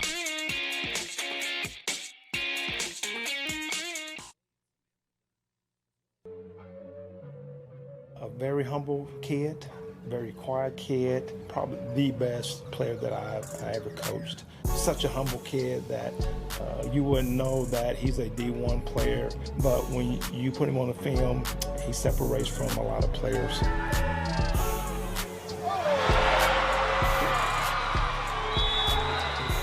He's real quiet in the locker room, but once you get out on the field, he's all about business. Bixby needs a score here, going deep, and look at that, another interception, this time by the 5-star recruit, Dax Hill. He comes downhill super fast, like a missile. Our defense period is just super fast, and just add someone that fast, it's almost unfair. Very coachable. You need him to do something, he'll do that. You need him to play that position, he'll be able to play that position. Me and him grew up playing with each other since the 3rd grade, and it's just a blessing to have him as a teammate. Don and Gina. Cat plans to attend the University. Dax Hill, one of the top players here in the state of Oklahoma, is a 5-star recruit, has committed to go to the University of Michigan, play for Jim Harbaugh, and he's also one of the top players in the country as well. If you get a chance, check out Booker T. Washington, the Hornets, in Class 6A, Division II. It is senior night here at Edmond, Santa Fe. They introduced the senior football players before the game, and right now they're introducing senior band members. Let's take a listen as we get ready to head to another break as the Giga Blast halftime show rolls on. And her godparents, Alexandria Wood and Trent Barnes. Willow plans to attend university where she will pursue doctorates in psychology and psychiatry. Our next senior, Will Glather. Will is accompanied by his parents, Thomas and Elizabeth, as well as his sister, Katie. Next year, Will plans to attend the University of Oklahoma. Next up is Tabitha Goodwin. Tabitha is being accompanied by her parents, Jeff and Dawn Goodwin, and her brother, Tim. Tabitha is currently undecided about where she will go, but she plans to attend college next year. Our next senior, Mr. Caleb Griffin. Caleb is accompanied by his parents, Ray and Jennifer Griffin, along with his sister, Emily. Caleb plans to attend Oklahoma Baptist University to study medicine and will continue in music by participating in their marching band. Our next senior, Bradley Harrison. Bradley is accompanied by his mother, Laura Harrison, and Bradley plans to study mechanical engineering at the University of Oklahoma. Our next senior is Nathan Hermes. Nathan is joined by his Again, parents, they're John honoring Evans, the senior band members here at halftime on senior night at Edmond, Santa Fe. We are at Wolves Stadium, a key district showdown between Santa Fe and Jenks. Here is your first half highlights, and it was not a good start for Jenks, or was it? Braden Phipps almost botched the opening kickoff and then gets a nice return almost back to midfield. He ran about 30 yards. The Trojans would end up punting, and then Noah Hernandez is off to the races. 43-yard touchdown run, 7-0 Jenks. Took him about 1:48. They scored in 5 plays, his 13th touchdown of the year. And Jenks was on top 7-0 at that point. Then they give it to Hernandez again later in the first quarter. He runs to the left side for a first down, and then Corwin's going to hit Phipps in stride. Catches it and rolls out at about the 5-yard line. That would set up Corwin on the quarterback keeper right up the middle, and he gets across the goal line. 14-0 Jenks after the end of the first quarter. He scored with 1:11 to go. Cannon Hansen under some heavy pressure here. He goes down and gets sacked. Tristan Quillen, a 15-yard loss. The Wolves would have to punt. Their defense holds on Jenks trying to go for it on 4th down. Trojans end up getting the ball back, and here they come again. Corwin hits Blake Pitcock across the middle. Then he's going to keep on a 4th and short, gets it inside the 10-yard line. And then a couple of plays later, it's Hernandez again. His second TD of the night, a 7-yard run. That made it 21-0 with 2:41 to go. And then probably the most athletic play of the night. Look at Dion going high to get out of the way to keep his knees from getting taken out. And what could have been a defensive pass interference was not called. And then from that point on, I think there was 3 personal foul penalties against both teams combined. It is the Giga Blast halftime show. We're here at Santa Fe. It's senior night. And you're watching the Ford game of the week. Jenks on top, 21-0. Our next senior is Evan Mills. Look, if you're not the lead dog, the scenery never changes. That's why this is the view for every other full-size pickup. And this year, it's deja vu all over again. Because only the Ford F-150 gives you best-in-class torque, best-in-class payload, and you got it, baby, best-in-class towing. This is the big dog. This is the Ford F-150. It doesn't just raise the bar, pal. It is the bar. Now get 0% financing for 60 months plus $4,250 cash back on a new F-150 at your Oklahoma Ford dealer today. Hey, high school football fans, you want your school to get that VIP treatment? Here's your chance. You choose which game will be the Ford Game of the Week, November 2nd. Here are your choices. Carl Albert at McGinnis, Edmond Santa Fe at Norman, or Choctaw at Deer Creek. To vote, go to yourview.com/FordFanPick. Vote early, vote often, and tell your friends. You vote, you decide. Winners will be announced on October 31st. For more information and the best in high school football, go to yourview.com. Weoki's new money certificate rates are incredible. Transfer money from another institution to a Weoki 35-month certificate and receive 3.05 APY. Yes, that's over 3%. And get a $100 cash bonus for new CD amounts of $100,000 and greater. Open your certificate with new money at Weoki and start earning incredible rates. Federally insured, rate and bonus are for new money only. Other terms and limitations apply. Contact Weoki for details. It's that time of year to get your furnace checked. That's right, and our trouble-free guarantee makes it easy. If your furnace breaks down this season, this tune-up's on us. Call Airco Service today. The official service company of the Thunder. When Oklahoma weather causes the power to go out, you can be left in the dark. Keep your lights on and your furnace running thanks to a new whole home generator installed by Airco. And right now, save big on a new Kohler system. Call Airco Service today. The company you know. You're watching Game Time on YurView. For more in-depth coverage of the top players around, recruiting updates, behind-the-scenes access, and more, check out YurView.com.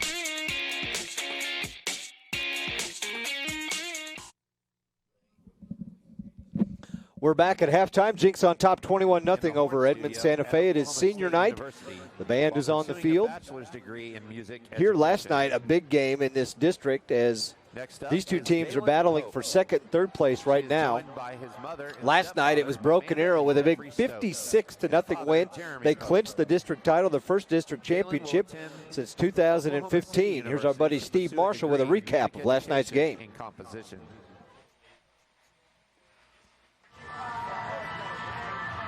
Number 1, Broken Arrow Tigers trying to stay unbeaten, taking on the Edmond Memorial Bulldogs. Wolves Stadium on the campus of Edmond Santa Fe, the site for this contest.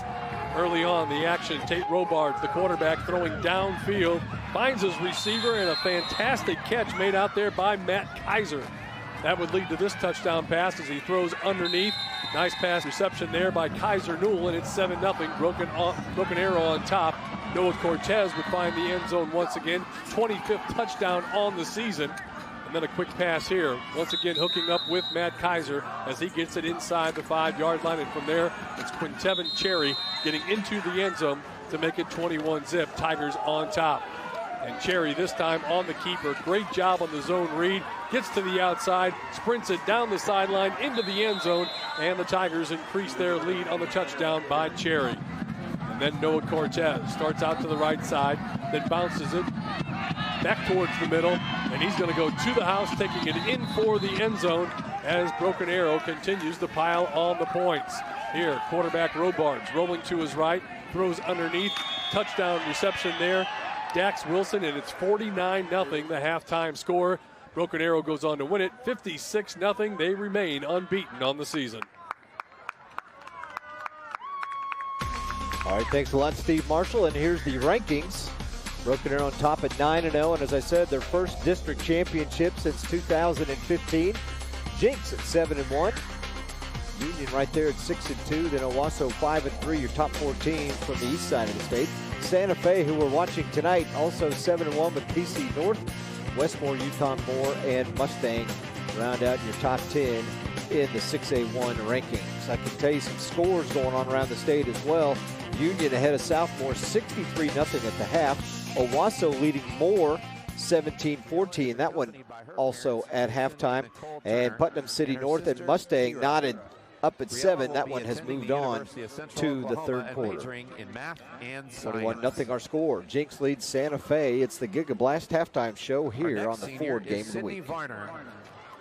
Sydney is accompanied by her parents, Catherine and Keith Varner, and her brother, Josh.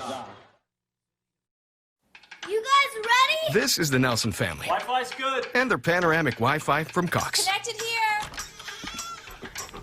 They're helping us demonstrate the speed and coverage of its super fast signal. Here it comes! It covers every device and every inch of their home. He's coming back up! And with extenders, every room is connected.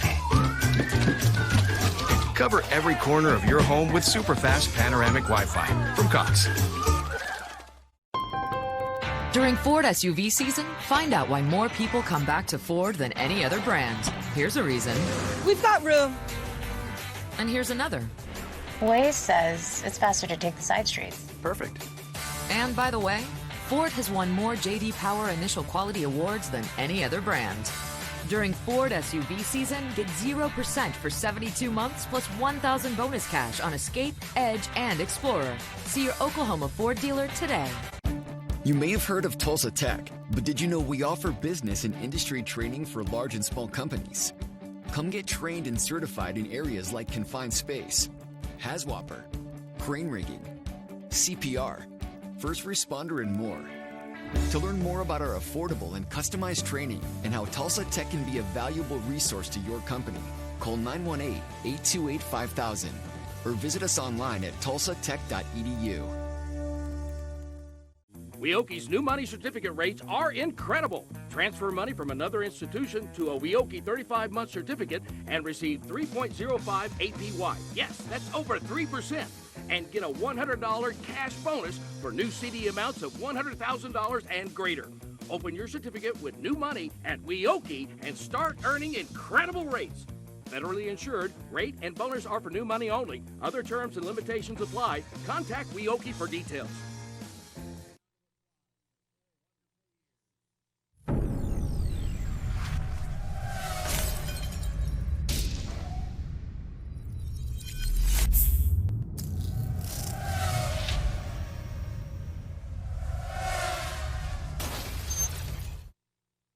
Hey, high school football fans, you want your school to get that VIP treatment? Here's your chance. You choose which game will be the Ford Game of the Week, November 2nd. Here are your choices. Carl Albert at McGinnis, Edmond Santa Fe at Norman, or Choctaw at Deer Creek. To vote, go to yourview.com/FordFanPick. Vote early, vote often, and tell your friends. You vote, you decide. Winners will be announced on October 31st. For more information and the best in high school football, go to yourview.com. Drone Racing League pilot Wild Willie is testing his skills on the scariest course imaginable. His mom's house. Fortunately, he's using panoramic Wi-Fi from Cox, because even a 1-second delay could mean trouble for everyone. Wall-to-wall fast panoramic Wi-Fi from Cox. Wi-Fi at the speed of flight. Look at that, orange moon. I think we're supposed to have an orange moon, did you? Huh? Andy Casey said he has no idea. He teaches science in high school and he has no idea about an orange moon. Oh, no, I'm just kidding. Oh, he's social studies. They don't talk about the moon in social studies, do they? We are at halftime of the Giga Blast halftime show. It's Jenks over Edmond Santa Fe, a key district class showdown between these two teams. Broken Arrow already wrapped up the district title. with a 56-0 win last night, so they remain undefeated. And here's your first half stats. Jenks 14 in the first, 7 in the second. They lead at 21-zip. Rushing, Jenks 86 yards rushing. They have held Santa Fe to 22 yards on the ground, 37 passing, 59 yards overall, 211 total yards for Jenks. They got 10 first downs, and then things got a little chippy. A total of 9 penalties between these two football teams. Noah Hernandez has 2 touchdowns tonight, a 43-yard run and a 7-yard run. And in the last game and a half, he's carried the ball 10 times. He has scored 5 times of those 10 carries. He has been filling it up on the ground and then doubling up as a linebacker on that stifling Jenks defense, as they've shown tonight, holding Santa Fe to just 59 total yards offense. This is a Santa Fe offense that is averaging nearly 400 yards a game. Take a quick look at your district standings. Broken Arrow, as I said, 6-0, 9-0 overall. They wrap up the season next week against Enid. Santa Fe and Jenks battling tonight, both 4-1, 7-1 overall, but their only loss on the season, each of them fell to Broken Arrow. Westmore, Norman, Yukon, Edmond, Memorial, and Enid round out the district. So it looks like Westmore and Norman with a shot battling each other to lock down that 4th playoff spot within the district. I was trying to find a score, and Westmore's ahead of Norman, 42-27. That one is just at halftime. So a Westmore win would lock down 4th place for them within the district. And now Dion's down on the sidelines with Coach White. Coach, what'd you tell the kids over there at halftime? Regain your composure. Get your head back in the game and focus on football. And this is far from over. We're a good enough team to come back and do what we need to do. We just got to regain our composure and get more consistent and play football. Good luck in the second half, Coach. Thank you. You too. Back to you, Zig. All right, Dion, get your shoes on. Full sprint back up to the press box as we are getting ready for half number 2. Both teams are back out on the field. They're going to put 3 minutes on the clock. And we'll be back at Wolf Stadium. It's the Ford Game of the Week, the Giga Blast halftime show.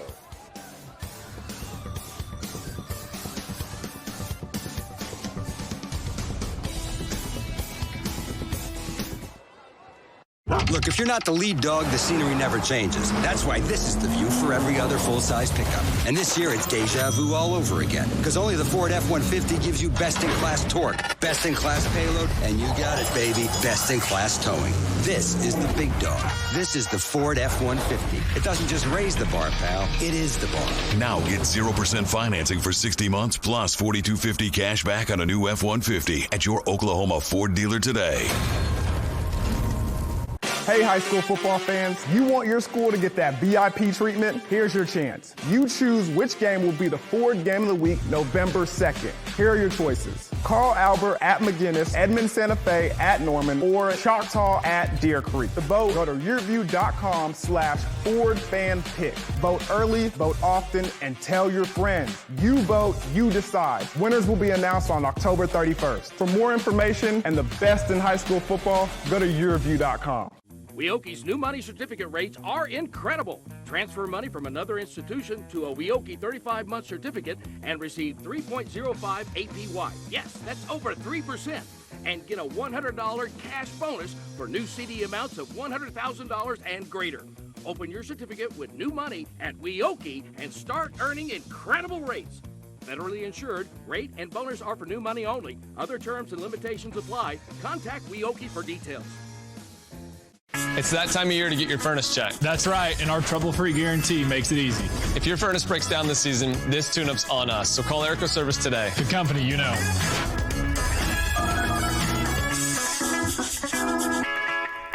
When Oklahoma weather causes the power to go out, you can be left in the dark. Keep your lights on and your furnace running thanks to a new whole home generator installed by Airco. And right now, save big on a new Kohler system. Call Airco Service today. The company you know. You're watching Game Time on YurView. For more in-depth coverage of the top players around, recruiting updates, behind-the-scenes access, and more, check out YurView.com.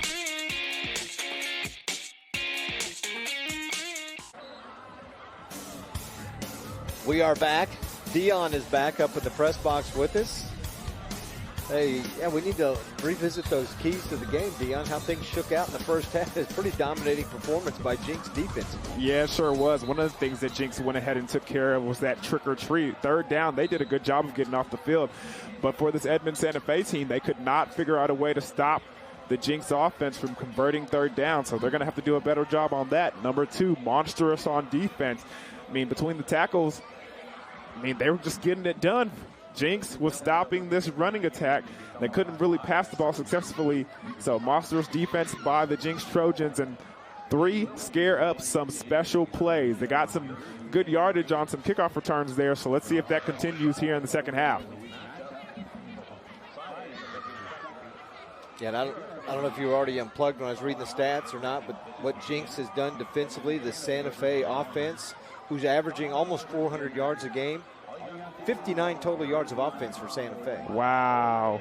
Did not expect that number to be coming out of your mouth at this point of the ball game. But, hey, it's a testament to the way that Jenks has been playing, especially between the tackles. And you were down on the sidelines for the last 2.5 minutes or so of that half. Was it as chippy down there as it looked like it was from up here? Even more. I'm telling you, I had the sideline view of things going on. There were some things on the other side that I'm pretty sure that the referees didn't see. Yeah, both of these teams were really getting after it. Hopefully the halftime calmed them down, and like Coach said at the interview, they can play with some composure on both sides, not just Edmond Santa Fe, but both sides. So some big matchups going on around the state tonight. Again, this one for second place in the district behind Broken Arrow, which means they will have a first-round home game in the playoffs. Right now, Jenks in line to do that. Then Santa Fe would be on the road. And if things shook out like they stand right now, if Owasso wins their game, they will finish in second place in that district. And that means Santa Fe would travel on the road to Owasso, and then Jenks would end up hosting PC North in the first round of the playoffs. But still, a lot of football to be played between the second half tonight and next Friday night. Jenks received the opening kickoff. Santa Fe gets the ball to start half number 2, and Nico Nieves, who had a nice return in the first half after one of the Jenks touchdowns, gets it out past the 25 to start half 2 for the Wolves. Yeah, did a good job doing a little stutter step, trying to find the hole and then attack at full speed. Jenks gets him down, but still an average spot to start the drive. And let's see what this Edmond Santa Fe offense can drum up after halftime. Santa Fe has never defeated Jenks. Trojans a perfect 8-0. In fact, Jenks 55 consecutive wins over teams from the west side of the state. First down, Cannon Hansen finds a wide open receiver. Pass complete, spinning forward, Talon Shetron. Trying to attack the outside there early in the game. Screen pass. Picks up a good chunk of yards, making it 2nd and 5 on early in this drive. Hansen again. Nice across the middle catch and into Jenks territory. It's going to be a first down for Santa Fe, so a really big play right between the defense and a first down. And you can see the alignment right there. You see they got stacked receivers on the outside, and that back receiver does a quick slant. Good job by Henson finding the window and threading the needle. Great catch after the run by the wide receiver, just finding a hole and getting up the field. 33-yard pickup. Braden Reichert, one of the longest plays of the night. Hernandez trying to chase down Hansen and spins him out of bounds. And now flag comes flying in from the referee. And I think that's one of those flags that the referee has to throw just because of so much activity going on before halftime. Even if it looked questionable, he had to throw that flag. 15-yard penalty against Jenks, and Hernandez as he spun the quarterback out of bounds. The thing I get it. I know what he's trying to do to calm things down. But as a defender, what are you supposed to do, Dion? You play defense. You're going to wrap the guy up. What if he's right here? See, he stops. What if he doesn't do that and he spins away from him and gets 7 more yards? Yeah, that's exactly right. But I mean, the violent throw out of bounds, and the referee coming from where he's coming from as far as that first half was going. You're going to see a tighter called ball game this half. And it looks like another flag. Yeah, that receiver over there jumped off sides, just a little ball. twitch. Full start, 5 yards, remains first down. Just a little twitch by number 22 over there on the outside. Drew the penalty, but you can see they're going back to this stack alignment on the outside. It's interesting to see what defense Jenks is going to draw up. You can kind of see they're going to that 3-4 defense, spacing out those linebackers inside those holes. Hansen throws out the flat to Travis, and he is submarined immediately and didn't even get back to the line of scrimmage. In fact, lost a couple. Yeah, that's a good play by number 28, Matt Ackerley. He came out there from his linebacker position. He had the running back in the flats. He does a good job of going out there with him on the running back screen pass and makes the tackle. 2nd and 13. 5-yard penalty, and then the loss. Again, another throw. This one out in the flat area. And it's complete to Diego Nieves, but really maybe got a couple out of it. Yeah, but it's still a good job by Henson. Under duress, just finding somebody to get the ball to. Well, nice catch. Good job by Nieves, getting the ball in his grasp and finally coming down with it. That makes it 3rd and about 15. Hansen again. Well defended and out of bounds. Well, a nice throw. Yeah, and that looked like a nice grab by number 22 over there on the outside. Talon Sheraton. Shetron didn't get any of his feet inbound, so you can see why the refs called it out of bounds here. Look at that right here. Feet lands on the white. Well, yeah, he was close to getting that toe down, and then he may have banged his head when he came down. Yeah, he's a little shaken up.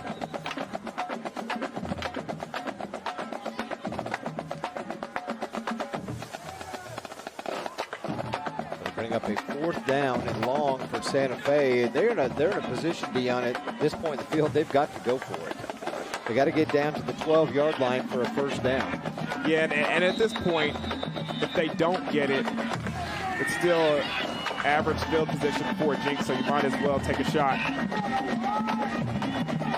4th and 15. Hansen rolling out of the pocket, and he is not going to get it. He's going to be well short. Just barely gets back to the original line of scrimmage when that set of downs started, and they turn it over to Jenks. Yeah, and that whole drive, Jenks was able to get off blocks and get in the backfield the whole time. You can see number 52 and 48 both back there. Hernandez does a good job of just getting enough of Henson to force him out of bounds. Ian Corwin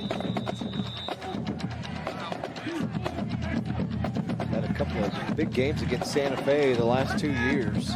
Thrown for better than 500 yards.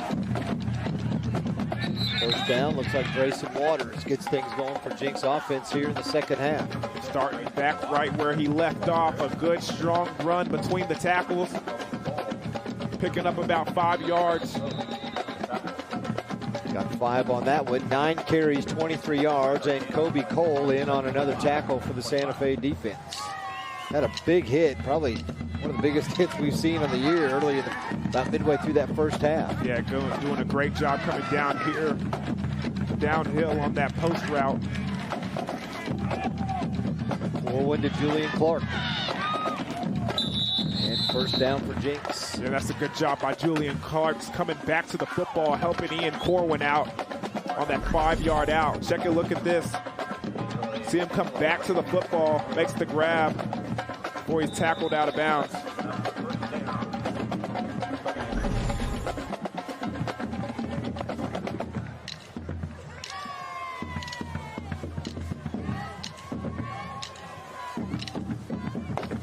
On the season, Jenks averaging 220 yards rushing, 215 passing, so very balanced from this Jenks offense and averaging better than 400 yards a game. And that's a good cutback by Waters over there on that 21 personnel. They overloaded that left side, and it looked like they were going to run over there, but in a split second, Waters saw that cutback lane, and he would have probably gone for more if he didn't trip himself up. That turf monster came up and got him.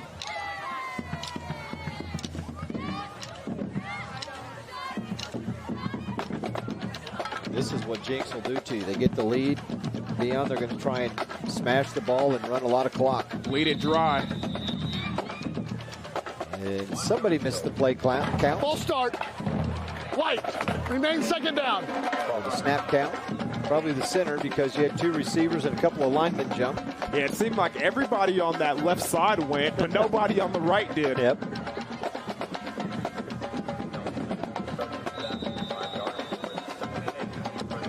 The band members here, the drum corps, got a chance to watch them right before the game. They walked right through you. Yeah, I mean, as we got ready to do our open down there. I said excuse me though. Corwin to Pitcock across the middle. Catch is made, and do we have a flag? I don't see a flag on the field. Oh, yep, holding against Jenks. Yeah, there it is. Holding against the Trojans, so that'll march them back after they got a first down, so that nullifies that. And I'm surprised we haven't got a couple more of those throughout the first half, especially the way that defensive line for Edmond Sante Fe was working. 10 yards from the spot of the foul. Remains second down. Trace forward.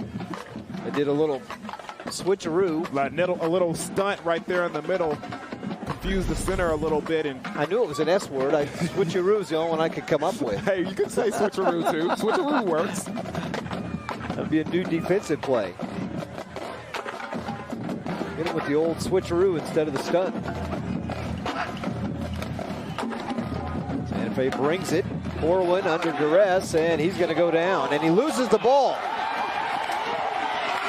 Picked up by the Wolves. Junius Gaston has it. And that is a great play for this Edmond Sante Fe defense. Trace Ford holds him up on the quarterback sack, and I didn't see what number it was, but it looked like another defender came in and ripped the ball out. Look again. Watch him hold him up, and then smart play by the defense. Number 19, who's been playing good all along, goes in and gets the strip. Mason Olguin with the strip. Look at this again, just a one-step drop. All the defenders, great job by the defensive line at Edmond Sante Fe, just hanging in the backfield, and then look at Corwin getting in there. Smart, heady play by the defense. First down to Travis. Tries to bounce it outside, breaks a couple of tackles before he's forced out of bounds. And I think Travis might have missed a cutback lane right there between that A-gap. Trying to bounce everything to the outside it's not going to get it done against this Jenks defense. You can see right here, right there on that cutback lane, you just have to trust it sometimes. Trust your offensive line, because bouncing the ball outside on Jenks, they're disciplined. They'll always have contained. Travis again on second down. Travis again on call. Run between the tackles. He's going to make it third and about 4. 44, James Pruitt on the stop. Very important that they get something out of this drive, get something out of this defensive turnover. Defense has been fighting hard. They finally give you an extra opportunity on offense. You got to come away with some points. A field goal really doesn't do it much good because it's still a three-score game even with a field goal. Hansen, slant route, and tipped away on a nice defensive play by Caleb Peters. I want to see a replay on that one. I always want to give the defense the benefit of the doubt, but I got to see a better look at that one. And because it looked like he might have been a little early. It looked like he might have been a little early over there. What? You're saying that coming from a defensive guy? I know it's hard to believe, but you see that back shoulder where he has his hands right there. Hansen again, fade route, right corner of the end zone, caught, touchdown. It's the hardest route to guard as an inside defender. The out route towards the pylon in the end zone. If the quarterback puts it on the money, it's always a touchdown. And this time, it's a touchdown for the Wolves. Take a look at it again. Henson puts that ball right in the bucket. Touchdown, Wolves. Diego Nieves, you see, he was given the #1 signal. He's like, I'm scoring as he's being tackled. He put it in the end zone. And Santa Fe has to burn a timeout because they didn't have enough men lined up on the field. So they do burn a timeout. That could prove costly later in this game if they come back. Yeah, down by 2 touchdowns. This one's going to probably go down to the wire if they can get another one on the board. They might need that timeout at the end. Hopefully they don't. Coaching staff is a little frustrated over there on the sideline. But that was a great pass by Henson. You can't say it enough. A great, almost a 7 route, but it's so short because of the situation that they are on the field. Look at this again, just right in the bucket. Doesn't have to alter his route any at all. Puts the #1 in the sky and let him know that I'm scoring a touchdown, baby.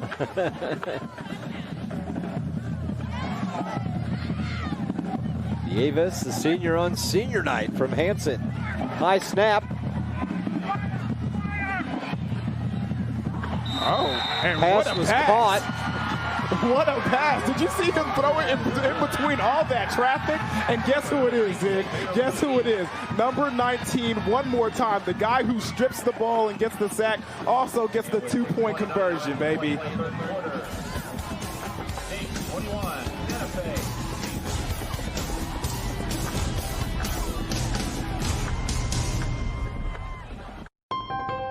During Ford SUV season, find out why more people come back to Ford than any other brand. Here's a reason. We've got room. And here's another. Waze says it's faster to take the side streets. Perfect. And by the way, Ford has won more J.D. Power Initial Quality Awards than any other brand.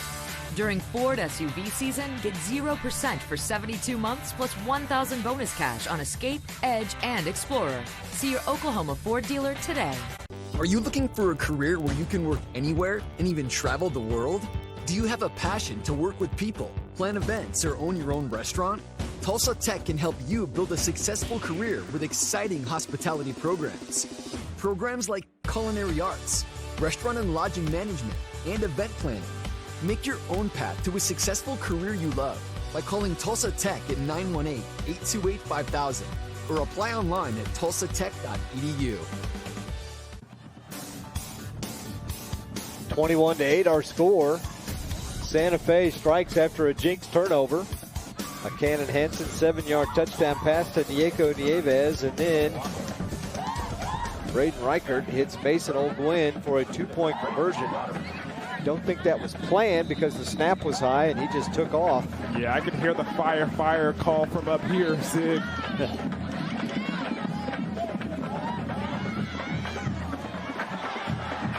Short kick, bobbled by Braden Phipps, much like he did in the first half, and there he goes. He's across the 40 and gets knocked out of bounds near midfield. Seems like with those bobbled balls, it seems like the blocking is able to develop a little early, and he finds the hole a lot faster. Well, here's what happened on that last series. Ian Corwin fumbles. It's picked up by the Wolves, and then they march into the end zone for a touchdown. Yeah, and here's the touchdown right here. Just a nice little 7 right to the pylon. Drops it in the bucket right there. And then here's the fire call. they get the kick. It's too high. Just a nice pass. Threads it down the middle for Mason Olguin to get the 2-point conversion. And now we're looking at a 21-8 ball game. Jenks has it though. Nice return by Braden Phipps. Puts him into Santa Fe territory. First down given to Noah Hernandez. Breaking a tackle. Are you kidding me? Is he going to do it again? Noah Hernandez from 48 yards. Touchdown, Jenks. Just like that, he has touched the ball 11 times in the last 2 games. 6 touchdowns. His third one tonight. He just won't be denied. He will not be denied. He will not be denied, Zig. He goes to the outside, and these arm tackles will not bring Mr. Hernandez down. You see 1, 2. There's another one coming over here. Right here, somebody has the angle. Nope, he thought so. Cuts to the inside and takes it in for the score. 48-yard touchdown run. Back-to-back games, Hernandez has scored 3 touchdowns. And the extra point is good. I feel like he likes that number. And just when you think Santa Fe had some momentum, Jenks takes it right back with a long kick return and then a Hernandez 48-yard TD run. They take it right back. And I want to see another replay. It looks like they might have gone unbalanced on that left side over there. You see 1, 2, and then you see pullers coming, and you see another puller. Then you see Jacob Shelley coming on that backside, and then they have nobody towards that side because they stick all those defenders in the box. And once he gets to the outside, there's nobody there to bring him down. Take a look at it again. You see a puller, you see a fullback, you see them bookend it and just create a big hole on the outside. And then you see Waters come up from where he came from the jet sweep position and come and get a big block over there on the outside as well. That was a team effort right there. At 6:29, Cannon Hansen threw a 7-yard touchdown pass to Nieko Nieves. 6:29, huh? At 6:29. It took 20 seconds. The Jenks got the points right back. As a defense, you just put up a big stop over there, got a turnover. You can't let something like that happen. Ethan Barnard set to kick off. And there will be no return this time for Nieves. But speaking of returns, how about the one from Braden Phipps? Second time tonight. He's had a struggle getting the football, but you know what? Hey, pick it up and look for the blocking and the big hole. Look at that. There's nobody there. You can see why that happens, though, because when you bobble the ball, it gives the defense some more time to get down the field. But with the farther they pick up that block down the field, the sooner you see the holes develop, and then you run right through them, and there's nobody back there to catch you because they're all where you originally catch the football. It's happened 2 times tonight for the Jenks Trojans. First down, Travis. Jenks tugging at the ball, trying to get him down as he fights for extra yards.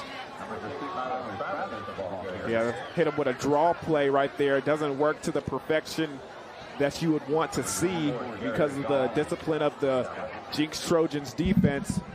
But still, a nice chunk of yards on first down to make it 2nd and 6.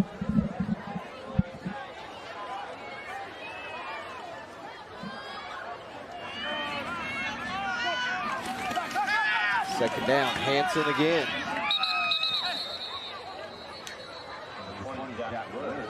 And the catch was made. Jack Woods, he is still down at the end of that play. Yeah, it looked like a quick hitch route. Finds a hole in the defense and then just goes down. Kind of goes down awkwardly at that.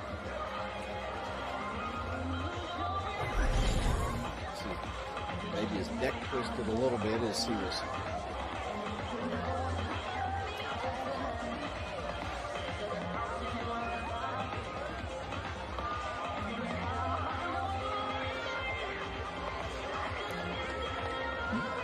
Hey, don't forget to check out the Over the Middle podcast this week on YurView's high school football recruiting podcast.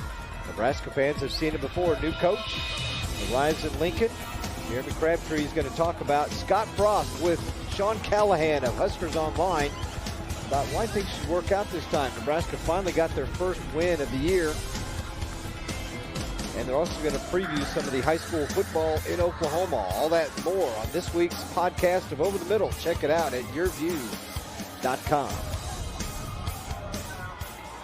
You see Jack Woods, and he does walk off the field under his own power.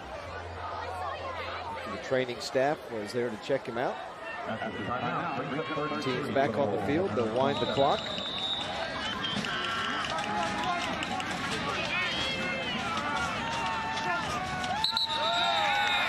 Now motion against Santa Fe. False start. Green. Remains third down. So it's 3rd and 3, turns into 3rd and 8 after the false start penalty, and that's kind of been the story for Santa Fe tonight. They've shot themselves in the foot on several occasions. Yeah, these little mistakes are adding up, and you can see why the score is the way it is.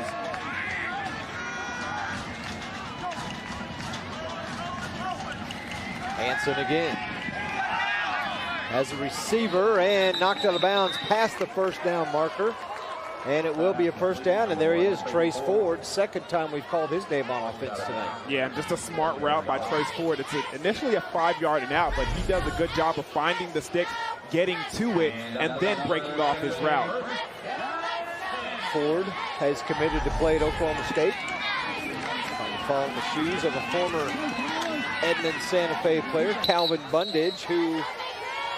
Is Bundage a senior this year at Oklahoma State or junior? He's a junior, doing a good job of starting at outside linebacker, making a bunch of plays, and especially with that new defensive coordinator, he's finding a liking to blitzing a lot and getting in the backfield. Ford is quite an athlete. Plays left field on the baseball team, led the team in home runs last year. Told the coach, hey, I'm going to go out for basketball once football's over with, and Santa Fe's got a pretty darn good basketball team. But he may try that as well. Tyler Travis, right side. And he's tackled by O'Keefe. Yeah, and he had a lane over there to the outside. O'Keefe gets off his block late and makes a diving attempt at his ankles and brings him down before he can get the first down. Look at all the space he has towards the outside here. And then he just falls off late, makes the tackle. And again, a third down situation for the Wolves. It's 3rd and 3. Clock running, 4 minutes to go here in the third. Senior night in Santa Fe, second place in the district on the line and home field advantage in round 1 of the playoffs. Hansen again. Right side, pass incomplete. That one just too wide. Intended for Braden Reichert, who threw the complete 2-point conversion after they scored the touchdown, and they're going to have to punt. And as much as this offense wants to stay on the field, I mean, on this end of the field, they just have to punt the football. And watch for some trickeration. May not be the right spot, but Santa Fe has done it before.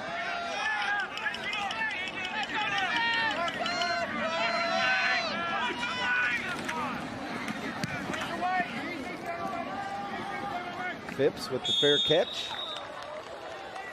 And Jenks will take over again just inside their own 35.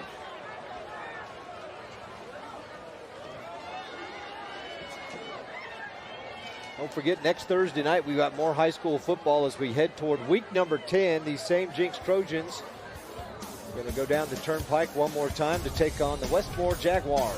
Game time next Thursday, 7 o'clock on YurView. Westmore was leading at the half with their game with Norman, and a win would pretty much lock up 4th place in the district for Westmore. A win tonight.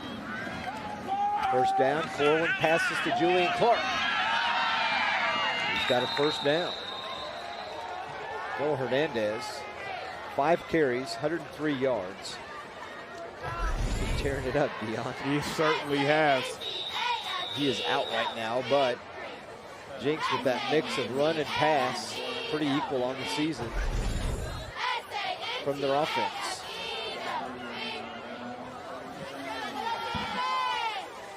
Nice first down pickup by Julian.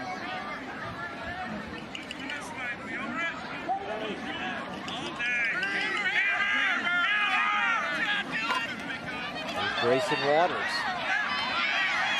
And he's got a first down. Maybe you see Santa Fe getting worn down a little bit defensively.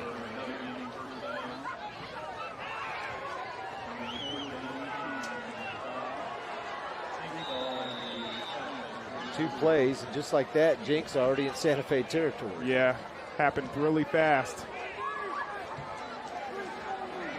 You see Corwin 13 out of 19 for 142 yards.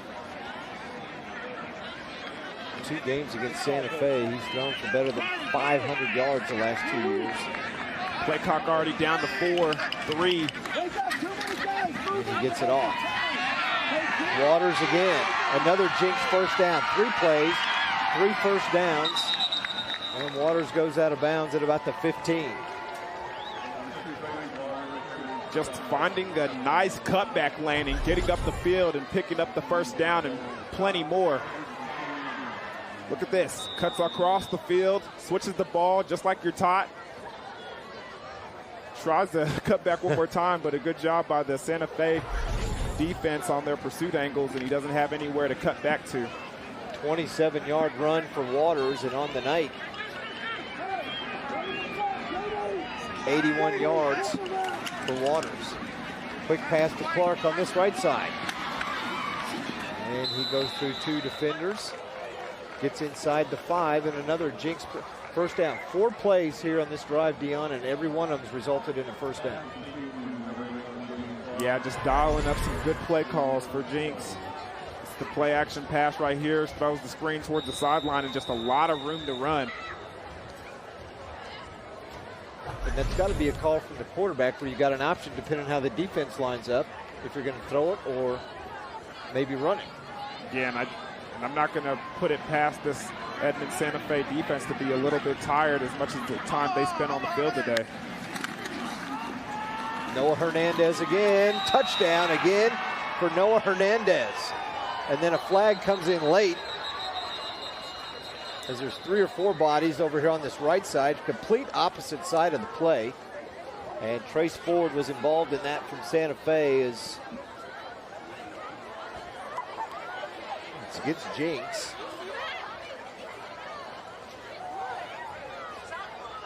Personal foul, dead ball, personal foul, White. Touchdown is good, putting it on the kickoff. He didn't sound happy about that, Sid. I think he's getting a little irritated with the extracurricular stuff going on. You can't blame him. So Hernandez scores again. 4 times he's been in the end zone tonight.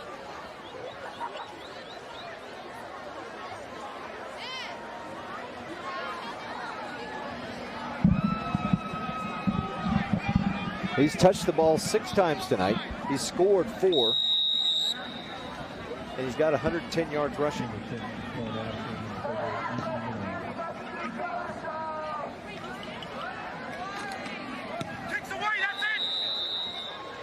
PAT is good. It's now 35-8. Jenks. Yeah, just once again, fullbacks pulling, guards pulling. They try to take his legs out, but it's not enough to stop Noah Hernandez from getting in the end zone once again.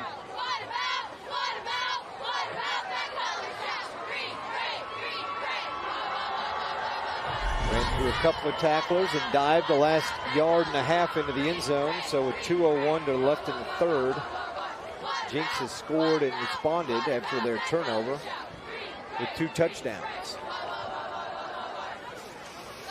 And during that whole stoppage in play, Keith Riggs was talking to the referee, probably trying to figure out what happened on the personal foul penalty so he could take care of business on his own sideline.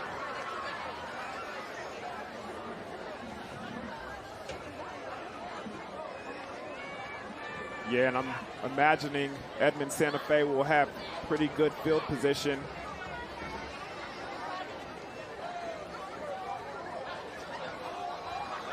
Ethan Barnard will kick it off from the 25.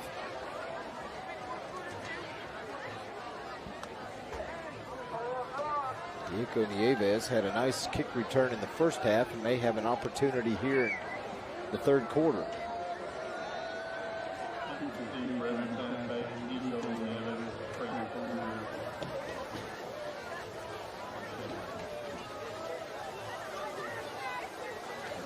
It's not the way Santa Fe wanted things to go on their senior night. down 35-8 with 2 minutes left in the third quarter. Barnard kicks it high and toward the right.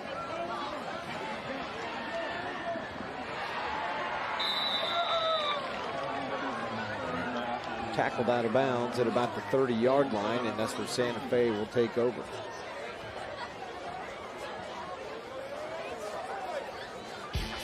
Here's how they did it, man. Every play they ran resulted in a first down except the last one, and they didn't need a first down. All they needed was 3 yards and a touchdown. A couple of big runs by Drayson Waters. And then the pass here to Julian Clark gets it inside the 5, and then the next play goes to... You know who it is. Noah Hernandez going in, taking it from 3 yards out, and another Jenks Trojan touchdown. They burned 4 minutes of clock time to get it under right around the 2-minute mark here in the third quarter. See this stack formation once again on the outside. Hanson hands it off to Travis. Nice hole right side, outside the tackle. This time they run from it, trying to space out, trying to get Jenks out of the box and find some running lanes. Good first down run by Travis right there.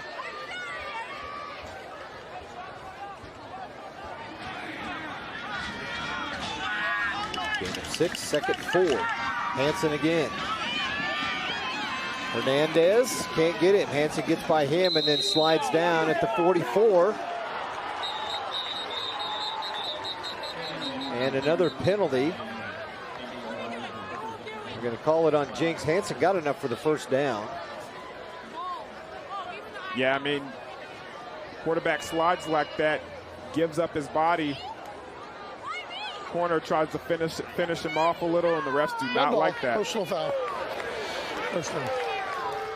We told y'all how the first half ended, and you know that they're going to call this one tight. If they even think that it's something that they don't like, they're going to call it.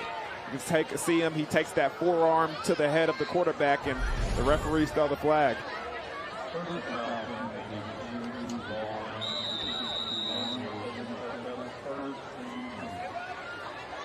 So the Wolves get a first down run by Hanson, then 15 more is tacked on, so now they're in Jenks territory at the 41.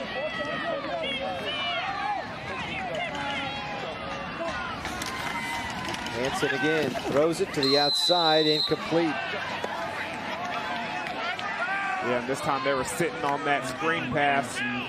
Good job by the corner on the outside, Caleb Peters.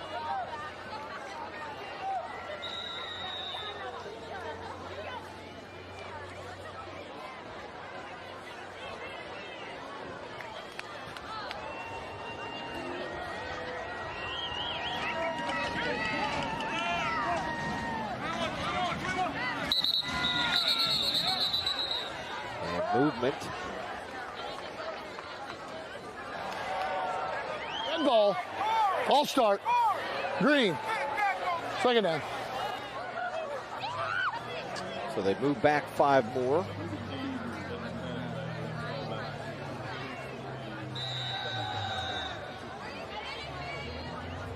Final minute here of the third quarter. Kyle White in his 4th year at Santa Fe. Team was 5-5 in the regular season a year ago, then lost in the first round of the playoffs, 28-3 at Union. Trying to build on that this year and battling for second place in the district with Jenks tonight. Both teams come in 4-1 in district play. They each lost to Broken Arrow. Santa Fe lost to BA 35-7. Jenks lost to Broken Arrow 28-13. That was in week 1 of district play for the Trojans and the Tigers, and then since then Jenks has not lost. Neither has BA. They're a perfect 9-0 after the big 56-0 win last night and the district championship. 6 on the play clock. Hanson gets it away and throws it out of bounds. Might have gotten hit as he threw it. Yeah, that one kind of sails on him.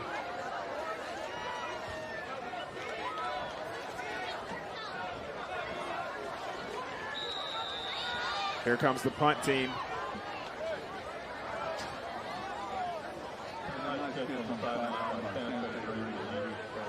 Down 35-8. They're going to punt it back to Jenks. Off the side of the kicker's foot. Should be the end of the half. They never did roll the clock.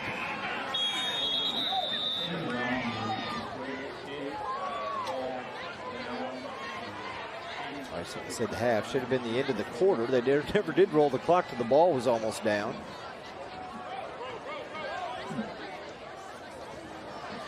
So there's still 3 seconds left. Jenks will run a play, and unless there's a penalty, everybody will be holding up 4 fingers as we head to the 4th. We do that at work now because it's 4th quarter. So we walk up down the hall going, it's 4, 4, 4, 4th quarter. Y'all really do that? Yes, we do. 4th quarter's a busy time in my office.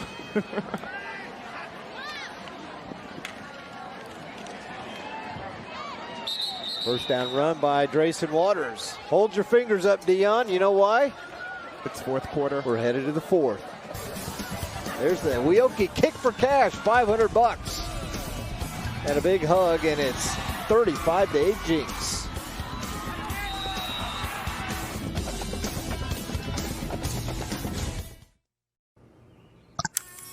Good morning, Bella. Good morning. Are you ready? Yeah. 5 little monkeys. Yay, Bella! Hold still. Almost done. Oh, Bella, I really love playing with you. Thanks, Grandma. I really like our visits. Whatever tech tomorrow dreams up, you'll be ready with GigaBlast. Future speed internet is here from Cox. Look, if you're not the lead dog, the scenery never changes. That's why this is the view for every other full-size pickup. And this year, it's deja vu all over again. Because only the Ford F-150 gives you best-in-class torque, best-in-class payload, and you got it, baby, best-in-class towing. This is the big dog. This is the Ford F-150. It doesn't just raise the bar, pal. It is the bar. Now get 0% financing for 60 months plus $4,250 cash back on a new F-150 at your Oklahoma Ford dealer today. Winter's just around the corner, so it's a great time to replace your furnace before you need it most. A planned replacement can save you thousands of dollars while improving the comfort and efficiency of your home. Don't get caught in the cold. Call Airco Service today. The company you know. No one thinks about their water heater until it fails. At that point, you have a huge mess on your hands with water damage everywhere. A planned water heater replacement can save you a lot of trouble. Right now, you can save big on a new high-efficiency water heater. Call Airco Service. The company you know. 35-8. Some of the Jenks fans who made the trek down the turnpike on this beautiful Friday night. Now look how much higher the moon is. Now it's white. It was orange earlier. Did you see that? Really? Yes. I think it got the word that it's OSU homecoming week. Is that what it is? Yeah, I think that's what it is. Ian Corwin on first down has a wide open tight end out to the right side, and getting positive yards and a first down is Bo Estes. Yeah, Bo Estes with the big completion over there on first down. Nice hands, too, going up and snagging it. They made a big touchdown catch last week in their win over Bo knows. Norman. Yes, he does.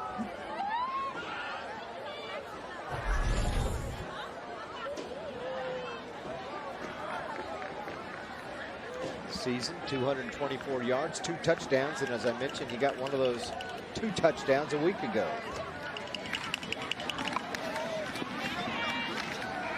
Hand off. Waters, right up the gut. And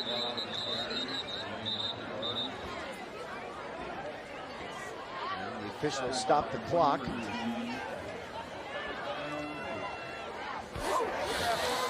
Now a personal foul against Santa Fe. Yeah, I think I saw a face mask there. I guess the 23-minute half did Dead nothing ball, to personal foul. calm either side down, did it? Nah, the number of flags that we've seen, I don't think it did. Oh yeah, that's a good call. Face mask at the end of the play. Giving him the business a little bit too underneath the pile there, wasn't he? Now they're trying to get the chain set on the other side.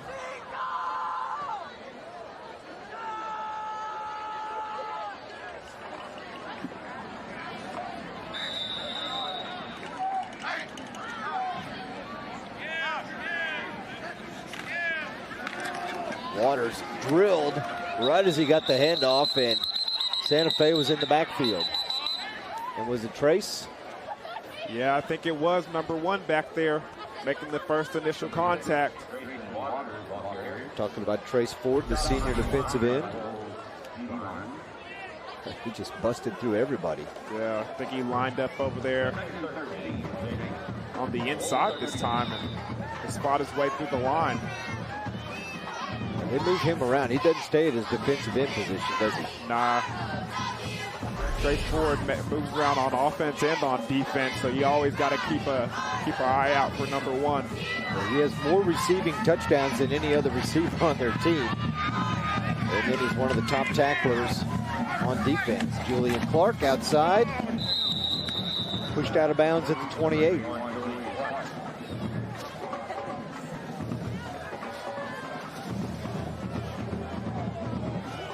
Nice tackle by number 34, Angelo Rakins.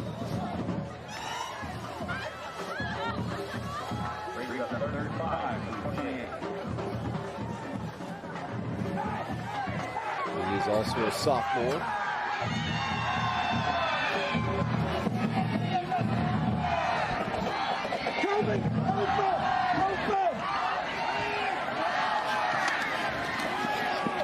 And off to Waters. Grayson Waters, touchdown, Jenks. Number 6 finally finds the end zone and gets 6 of his own. Grayson Waters, 28-yard touchdown run combined now. Waters and Hernandez over 200 yards rushing. You can see Trace Ford gets in the backfield, but just the progression of the play and the speed of Waters, finds the outside, takes it up for a touchdown.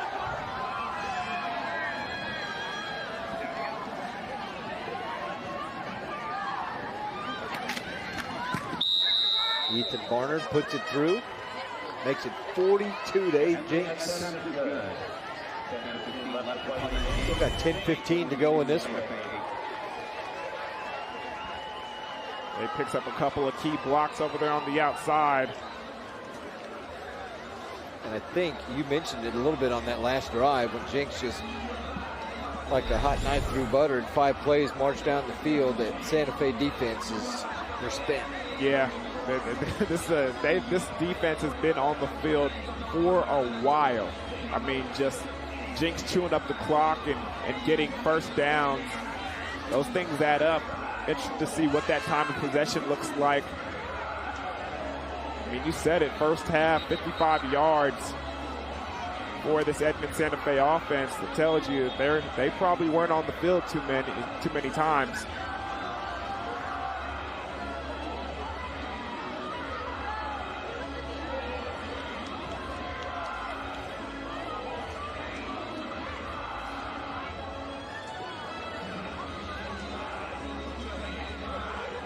So 10-15 to go in this one. Jenks is pretty much locked up second place in this district, which means Broken Arrow and Jenks will finish 1-2.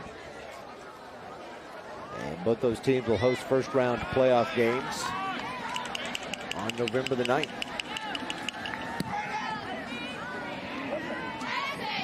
This one is taken about the 5-yard line by Trace Ford. He fumbled it, lost the ball, and I think Jenks has it. Wow. Recovered by Landis Morris, and we've called his name a couple of times tonight. And a big fumble recovery and a turnover for Jenks. Yeah, just Trace Ford trying to do a little too much there, and you can see he's bobbling the ball down the field, breaks a couple of tackles and trying to find the open. And he's trying to switch the ball to his outside hand, and he gets hit all at the same time, and it just comes out. You can see he's trying to switch that ball over there to the other hand, which is the correct hand to hold the football when you're going near that sideline, but just bad timing. Coach said he's a great kid. Talking about Trace Ford. There you see Landis Morris, who recovered the fumble. But Ford, one of 9 children. Whew, 9. He's got 4 older siblings and 4 younger siblings, so he's right in the middle. Smack dab in the middle.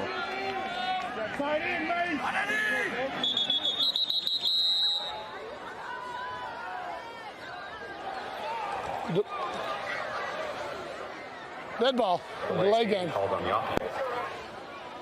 So a delay game penalty against Jenks. How many penalties tonight against the Trojans? 10 for 120.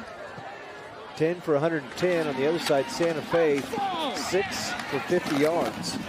First down, they get it to Jacob Shelley. And another flag. Is there? No, maybe not.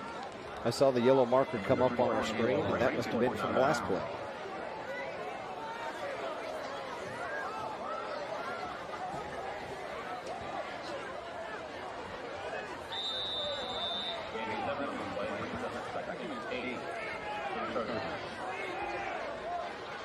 New quarterback in for Jenks, number 5, Stephen Kittelman.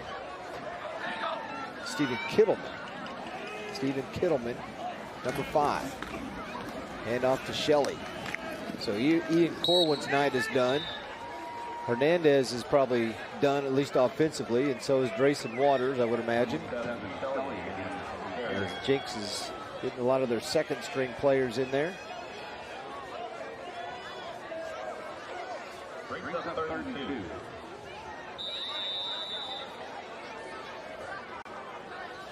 Clock continues to run. 3rd and 2 now for Jenks.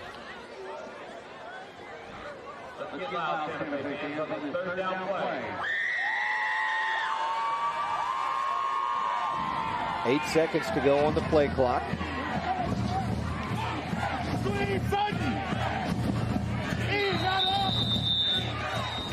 And Jenks has to call timeout. A little confusion as to what play was going to be called. So 9:02 to go in this one. 3rd and 2 for Jenks.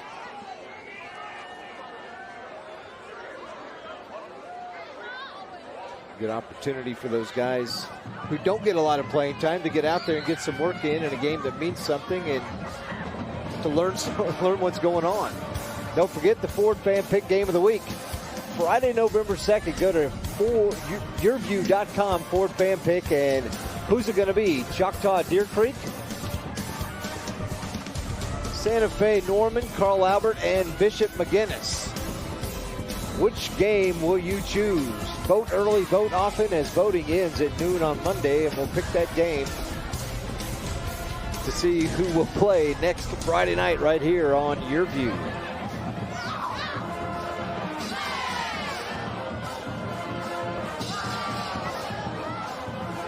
So it's 3rd and 2 for Jenks. Stephen Kittelman, the sophomore, comes in to quarterback, replacing Ian Corwin, whose night is done. How'd Corwin do tonight throwing the football? Andy Casey.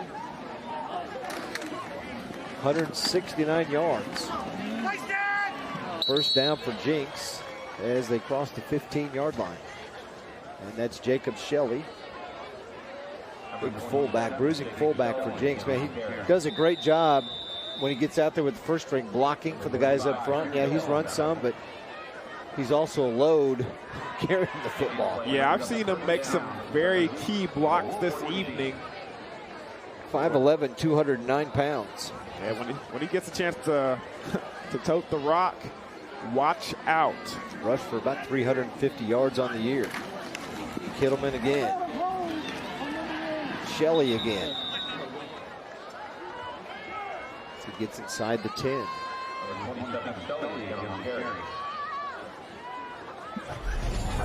You're going to see a lot of this between the tackled runs with Shelley in the game. He tried to hurdle a player. Good job by the defender grabbing his ankles and bringing him down to the ground.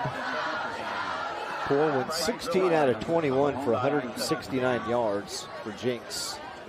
And the all-time passing leader in the history of Jenks football has another week to add to his totals. Shelley right up the gut, inside the 5 and across the goal line for another Jenks touchdown. 49 or 48 now. Most points Santa Fe's given up in a game this year. Before this one was 35 when they lost to Broken Arrow, and now Jenks is trying to top that big time.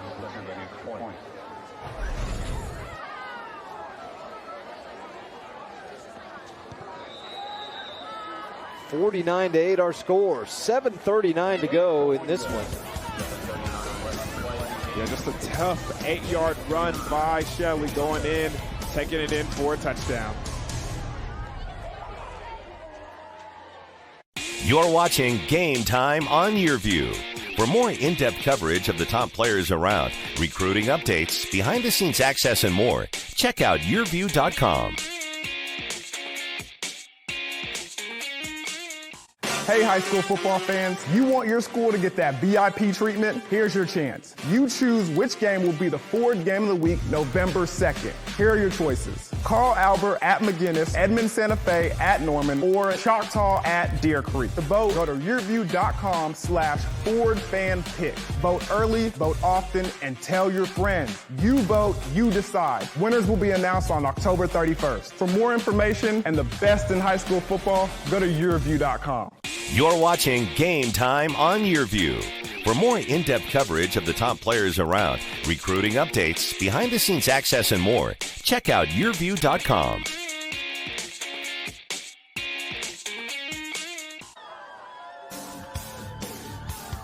(49-8) our score. Noah Hernandez, a big night for Jenks. He's got 4 touchdowns. He's touched the ball 6 times, and he's rushed for 110 yards. And then Jenks has not thrown a touchdown pass tonight. Hernandez has 4. Drayson Waters has 1. Jacob Shelley 1. And Ian Corwin 1. That's their 7 touchdowns, all on the ground. Everybody who sits in the backfield has a touchdown tonight. Man. And it's Jenks football. They rush.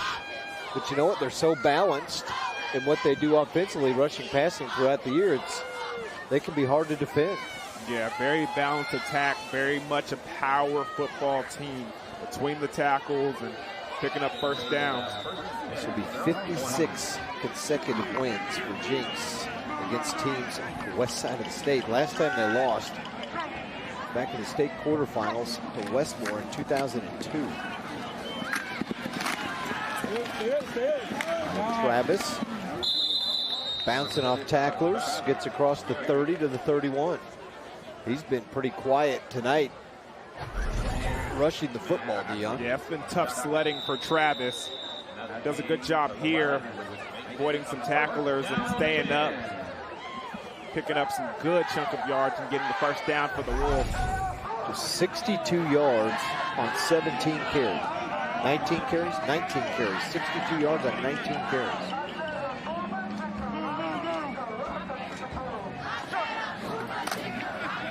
Hansen looking and nowhere to go. Well, they're going to try that pass out way out to the side, and there was 2 Jenks defenders standing right there with the receiver. He said, I'm not throwing it over there.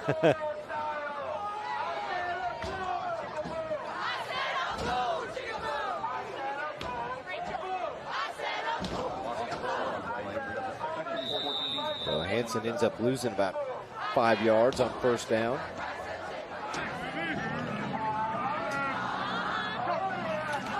Hands it off to Travis.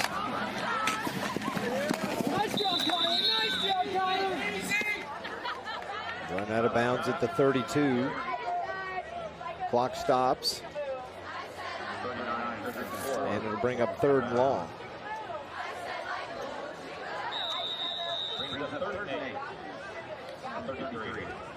Third and 8 for Santa Fe. Going to lose their 10th straight to Jenks. Hansen again. And incomplete, but a flag comes flying in. Yeah, just looked like a 10-yard in over there by the Eaves. Holding on White. That'll result in a first down. So holding penalty on Jenks, 10 yards, and a Santa Fe first down.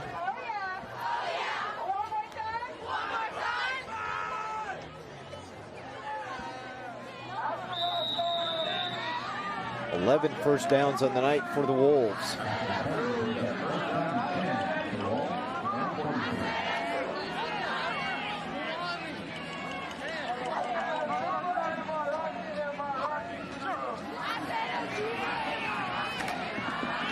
Travis this time met in the backfield.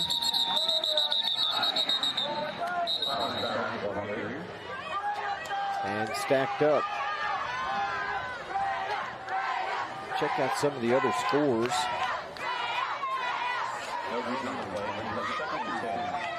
Moore now leading Owasso 37-31 in the fourth quarter with about 2 minutes to go, and that'd be a big win. If they lose and PC North, which is beating Mustang 35-19, wins, North would have a false start against Santa Fe. North would actually have second place over Owasso. False start, green, 5 yards, remain second down. In that district. Interesting. That could shake things up a little bit about who plays who in the first round of the playoffs. And what that would end up doing is you'd have Owasso Jenks in round 1 of the playoffs. If Owasso loses that game, they finish third in that district. Pass out in the flat.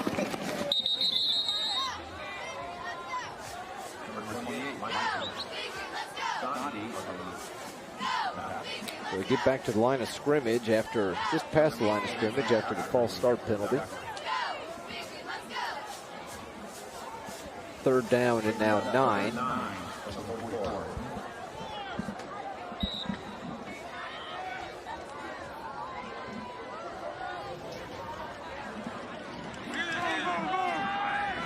Final 5 minutes of this one.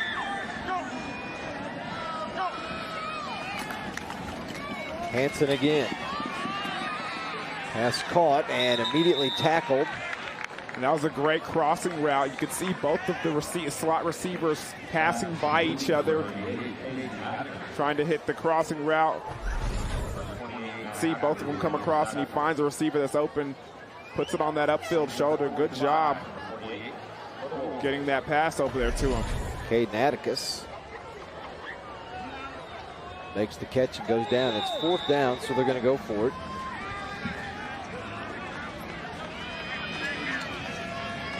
Owasso and Jenks did not play each other this year in the regular season like they have in the past.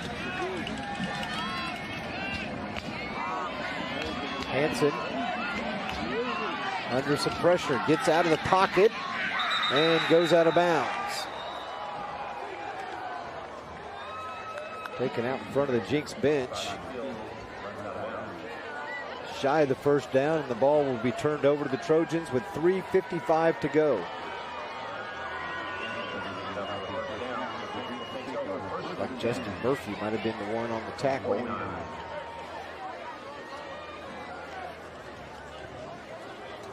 So Jenks will take over at the 49-yard line of Santa Fe in the Wolves territory.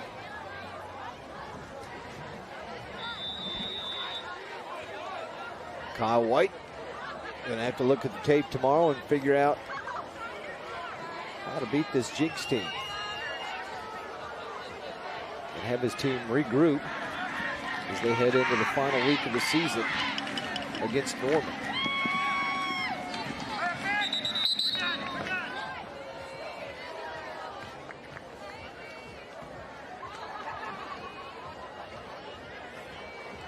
It's like Kobe Rogers, number 34, with the run. On first down, maybe got a yard.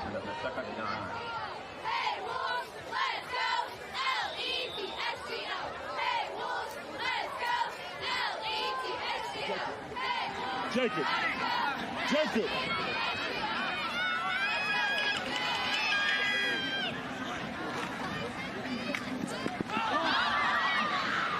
Rogers again, this time dropped the ball and then actually ended up picking up positive yards after he fumbled it. Moore still leads Owasso with about a minute to go in that one, 37-31. That'd be a huge win for Moore. Also battling for a playoff spot.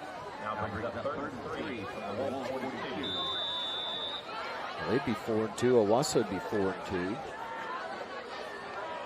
That might push Owasso to 4th in that district. That'd really shake things up. Kittleman's pass, complete to Matt McCabe. Pass complete to 12, Matt McCabe. Number 13, Johnny Hayes on the tackle.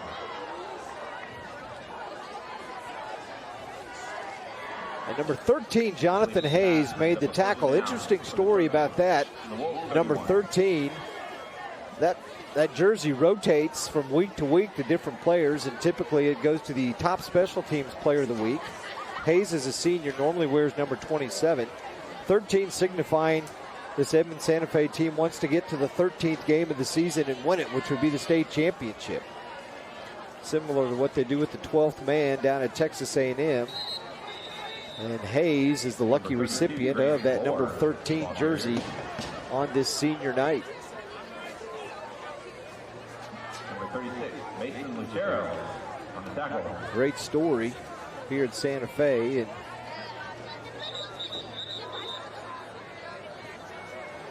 so we have an injured Jenks player there. There you see Hayes, number 13. As I said, he's a senior, was honored before the game, had his number 27 jersey on. And then now he's been wearing number 13 during the game. Cameron Love also early in the season. In the game we did here on YurView. Also wore number 13.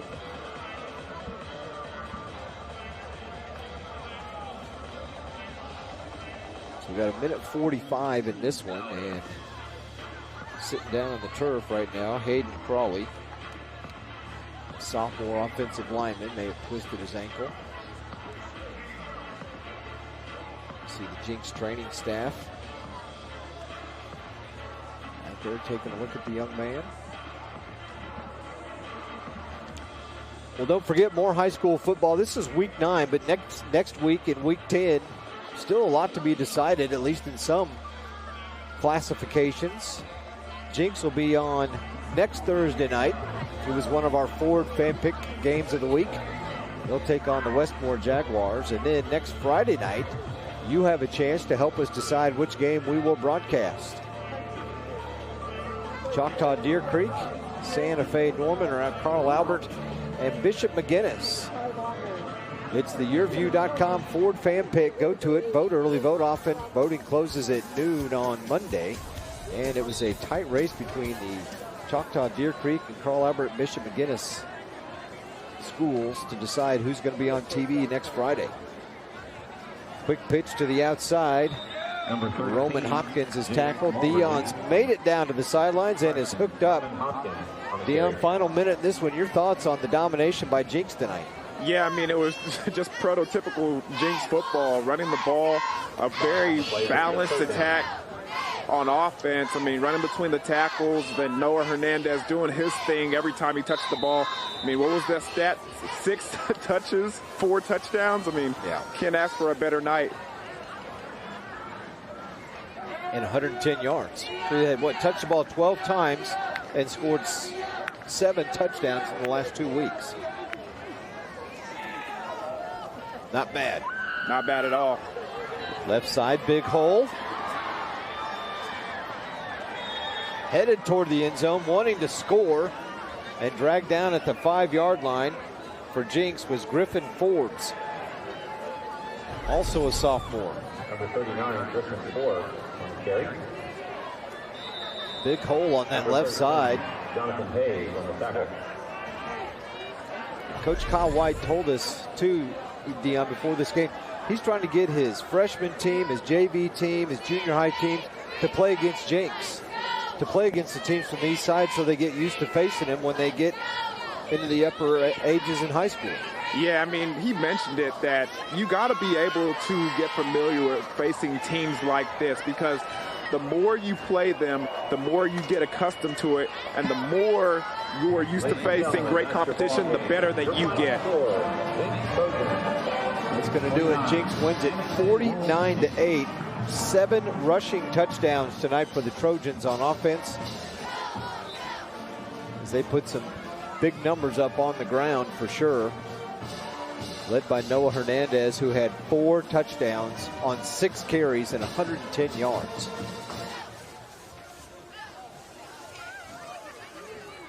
Jenks wraps up second place in the district behind Broken Arrow.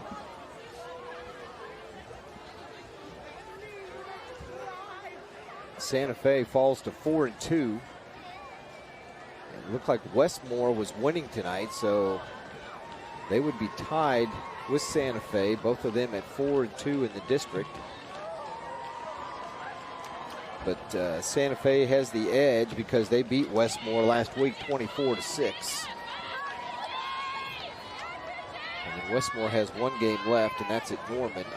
Santa Fe has 1 game left, and that's next week at Norman, and so does Westmore as they battle Jenks.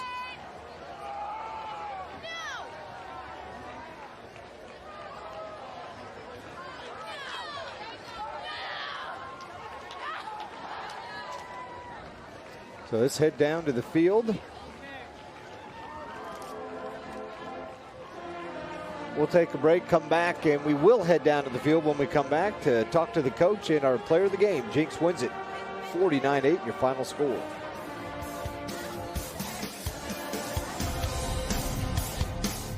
You're watching Game Time on YurView. For more in-depth coverage of the top players around, recruiting updates, behind-the-scenes access, and more, check out YurView.com.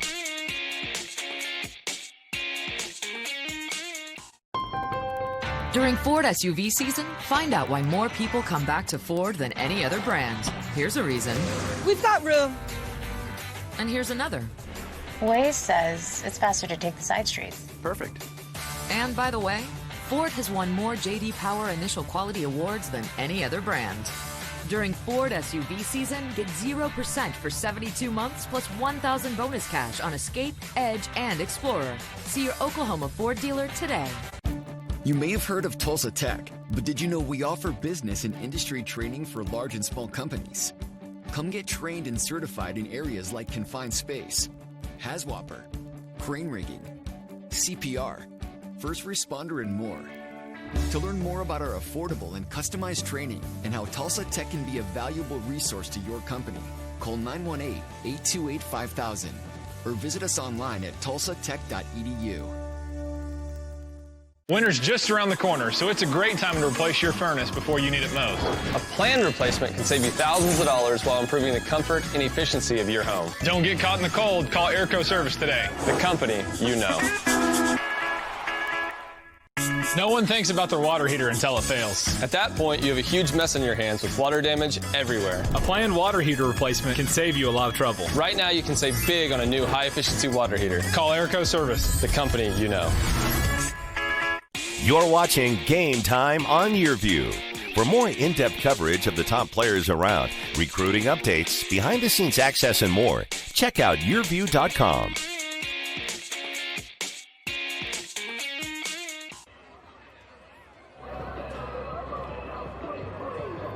Welcome back to the Ford Game of the Week. Standing here with the winning coach. Jenks wins 49-8. Coach, how did you feel about the victory? Well, really good. It's a really good Edmond Santa Fe team. We came out in the second half. We asked our kids at halftime to come back out and play just like they did in the first half, and they did that. I was really happy. So how happy are you about sealing off that second place in district and getting the home game in the playoffs? Well, I don't know that we've officially sealed it. I think our chances are really good now with the win. I still think we probably need to go take care of business next week before we start talking about that. So speaking of the playoffs and speaking about next week, what are you looking forward to as far as during practice this week and getting better on? Well, short week. We've watched a little bit of Westmore film, very athletic team. They bring a lot of pressure on defense. They're very multiple on offense. So it'll be another exciting game to prepare for. Well, I'll see you next week, Coach, and good luck on everything during preparation. Thank you very much. Appreciate it. Back to you, Zig. All right, thanks a lot, Dion. Keith Riggs, the head coach at Jenks, big win for him, and I know he's trying to downplay it, but yeah, they've got second place pretty much locked up in the district. Dion, second week in a row you've talked to this young man as our player of the game. Yeah, standing here with our player of the game, Noah Hernandez. Man, we're making this a little thing, 2 weeks in a row, huh? How do you feel about the team's performance? It was a really good performance. We knew they were super athletic, and they were going to come out and give us a battle. We played really well. We clicked on all cylinders, defense, offensive line. We clicked everywhere on the field tonight. So tell me what's the secret, man. I mean, 6 touches, 4 touchdowns. It's just like you have a nose for the end zone. Tell me what the secret is, man. It's my offensive line. I give all the credit to my big guys. They get me where I need to be. It's all the glory goes to them. So next week you got Westmore and then moving on to the playoffs. Tell me some things that you need to get better on as a team or things that you're looking forward to. Oh, we had a good performance tonight, but you're going to miss some things. So we're going to watch some film and we're going to recap and see what we need to fix. We're going to go out next week, have a good game, and get ready for the playoffs. Well, I'll see you next week, man. Maybe we can do this again. For sure. Back to you, Zig. Thanks a lot, Dion. Noah Hernandez, what a great young man. Leads the team in tackles, leads the team in touchdowns scored, and this is why he is your player of the game. 43-yard touchdown, breaking tackles, getting into the end zone. 1 of 6 carries on the night. Oh, yeah, and here's another one. A 7-yard touchdown run. 6 carries, 4 touchdowns, 110 yards. How about this one in the second half? 48-yard touchdown run. Great blocking. He scores. And there was one final one. 3 yards out. Dives in. Jenks wins it 49-8. Your final score, 7 rushing touchdowns from the Trojans. And the play of the game, how about the Santa Fe 2-point conversion? Trying to get back in this one. It was 28-6. Braden Reichert hits Mason Oldwing, and that was 2. High snap, he just goes ahead and takes care of it, yells, fire, fire, fire. It was 21-8 at that point. And then Jenks returned a long kickoff, took the momentum right back, scored on a touchdown, and that was all she wrote. The final stats in this one, the Trojans, pretty balanced. 280 yards rushing, 185 passing. 21 first downs to 11 penalties, though, as both teams got a little bit out of control at times. Jenks penalized 11 times for 120 yards. Noah Hernandez, 6 carries, 110 yards, 4 TDs. Nico Nieves, an 8-yard touchdown catch from Cannon Hansen. Another big night, too, for Ian Corwin. Don't forget, next Thursday night of the game of the week, we're going to be in Moore. Jenks, we're going to take on the Westmore Jaguars, who, at last report, were losing to Norman.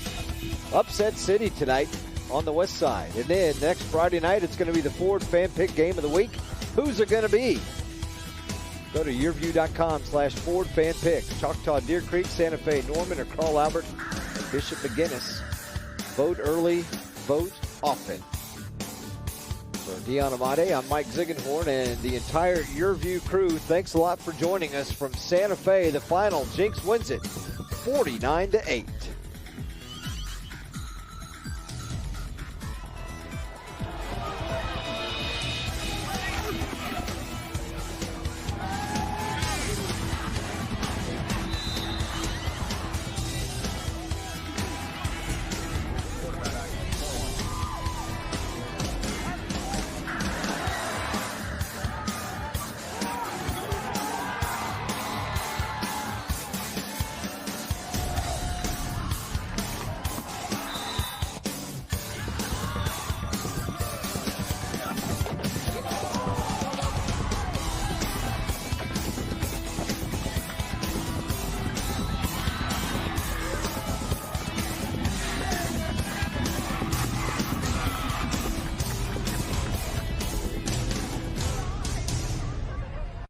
Game Time on YurView has been brought to you by your Oklahoma Ford dealers, the best in Oklahoma.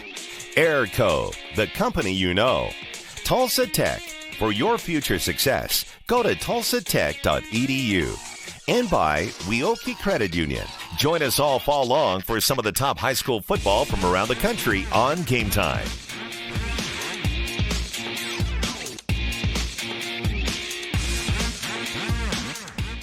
Look, if you're not the